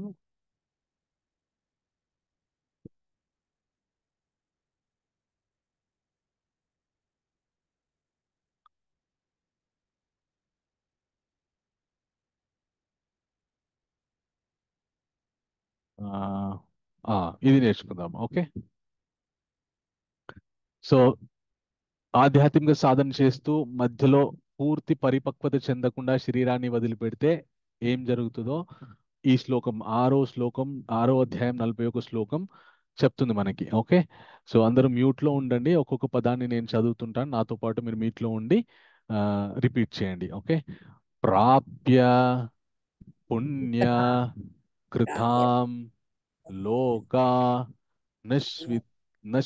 నుషిత్వా శాశ్వతః సమః శుచీనాం, దయచేసి మ్యూట్లో ఉండండి, శ్రీమతాం గేహే యోగ భ్రష్టో అభిజాయతే. ఇప్పుడు రెండు పదాలు కలిపి చదుదాం. ప్రాప్య పుణ్యా కృతం లోకా నుషిత్వా శాశ్వతి శమః శుచీనాం శ్రీమతాం గేహే యోగ భ్రష్టోభిజాయతే. ఇప్పుడు కో లైన్ చదుదాం. ప్రాప్య పుణ్యకృతం లోకానుషిత్వా శాశ్వతి శమః సమః శుచీనాం శ్రీమతాం గేహే యోగ భ్రష్టోభిజాయతే. మొత్తం శ్లోకం చదుదాం. ప్రాప్య పుణ్యకృతం లోకానుషిత్వా శాశ్వతి శమః శుచీనాం శ్రీమతాం గేహే యోగ భ్రష్టోభిజాయతే. యోగభ్రష్టులైన వాడు పుణ్యజీవులు వసించు పుణ్యలోకముల యందు అనేక సంవత్సరములు సుఖములను అనుభవించి పిదప పవిత్ర కుటుంబమున గాని లేదా శ్రీమంతుల గృహమున గాని జన్మించును. అంటే ఎవరైతే ఆధ్యాత్మిక సాధన చేస్తున్నారో, అది ఏ ఆధ్యాత్మిక సాధన అయినా కానీ, దానిలో పూర్తి పరిపక్వత చెందకపోతే శరీరం వదిలిపెట్టిన తర్వాత ఉత్తమ లోకాలు, స్వర్గవాది లోకాలకు వెళ్ళి స్వర్గ సుఖాలు అనుభవించి మళ్ళీ భూమి మీద పుట్టి మంచి కుటుంబాల్లో జన్మించి తన యోగ సాధన ఎక్కడి వరకైతే అయిందో మళ్ళీ అక్కడి నుండి కొనసాగించుకునే అవకాశం దొరుకుతుంది. ఓకే, అది ఈ శ్లోకం యొక్క అర్థము. సో దీని అందరూ నేర్చుకోవడానికి ప్రయత్నం చేయండి. ఓకే, హరే కృష్ణ. చాలా చాలా సంతోషం అండి, అందరూ కూడా చక్కగా పార్టిసిపేట్ చేశారు. సో ఈ ఉత్సాహమే మనని ఆధ్యాత్మిక జీవితంలో ముందుకు తీసుకెళ్తుంది.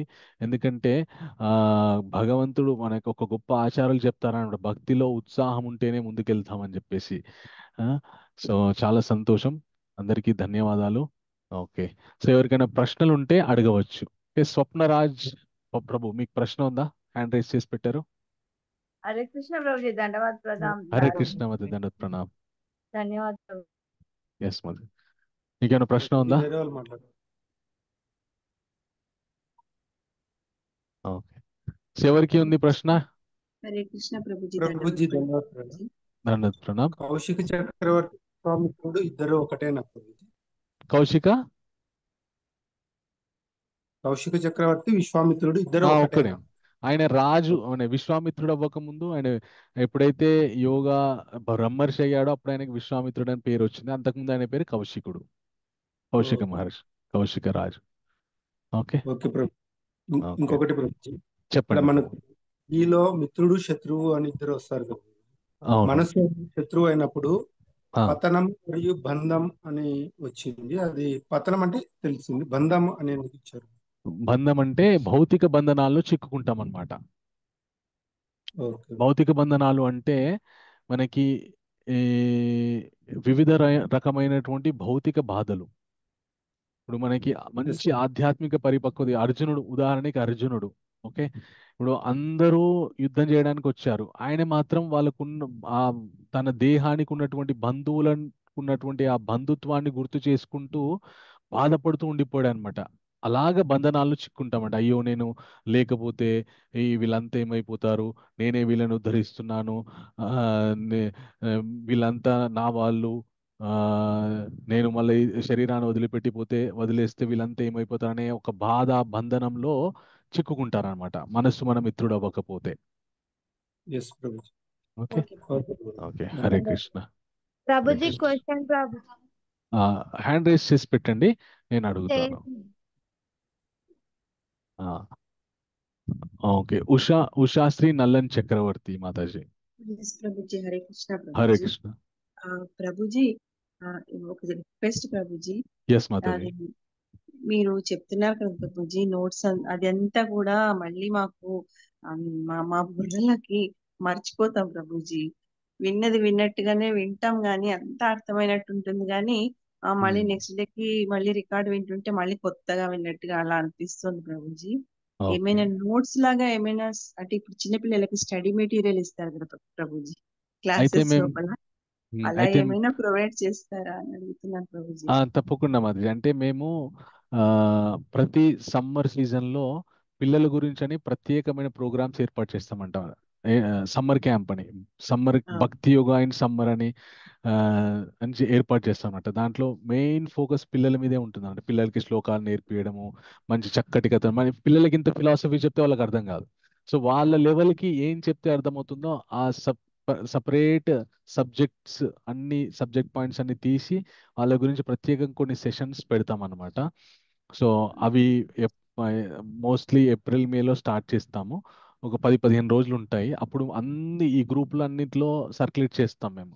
ఫలానా రోజు పిల్లల గురించి అని సమ్మర్ క్యాంప్ పెడుతున్నాము, ఆన్లైన్లో అటెండ్ అవ్వచ్చు అని చెప్పి సర్క్యులేట్ చేస్తాం. అప్పుడు మీ పిల్లల్ని దానిలో జాయిన్ చేయించవచ్చు. ఓకే ప్రభుజీ. అంటే ఇప్పుడు మాలాంటి వాళ్ళకు కూడా ఏమైనా మళ్ళీ నోట్స్ ఉంటాయి. లాగా అలా ప్రొవైడ్ చేస్తారా? ఖచ్చితంగా ఉంటాయి. అంటే నోట్స్ అంటే ప్రత్యేకంగా ఇంకా భగవద్గీత నోట్స్ అండ్ మళ్ళీ ఇలాంటి కార్యక్రమాలు మేము రెగ్యులర్గా చేస్తుంటాం.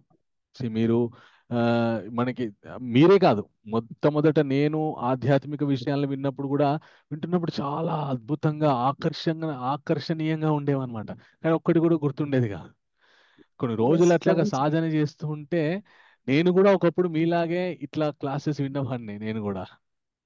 ఓకే, చాలా కాలం విన్న తర్వాత మా గురుగారి యొక్క కృప వల్ల నేను కూడా నాకు తెలిసింది ఎంతో కొంత చెప్పుకునే స్థాయికి నేను ఎదగగలిగాను అనమాట. అంటే మనకి 4వ అధ్యాయంలో చెప్తారు కదా, కృష్ణ తద్విధి ప్రణిపాతేన పరిప్రశ్నేన సేవయ ఉపదేశంతి తే జ్ఞానం జ్ఞాని నాస్తత్వ దర్శన. సో గురువుని ఆశ్రయించి మనం కూడా చక్కగా ప్రశ్నలు అడుగుతూ జ్ఞానాన్ని తెలుసుకుంటూ ఉంటే మనం కూడా జ్ఞానులం అవుతాం. సో నేను మా గురువు గారి దగ్గరకి వెళ్ళి ఆయనని చెప్పిన విషయాలు వింటూ ఆయనని చక్కటి ప్రశ్నలు అడుగుతూ ఉంటే ఆయన అనుగ్రహం వల్ల నేను కూడా ఎంతో కొంత గుర్తుంది నాకు కూడా. సో మీరు కూడా అలాగే ప్రయత్నం చేయండి. మీరు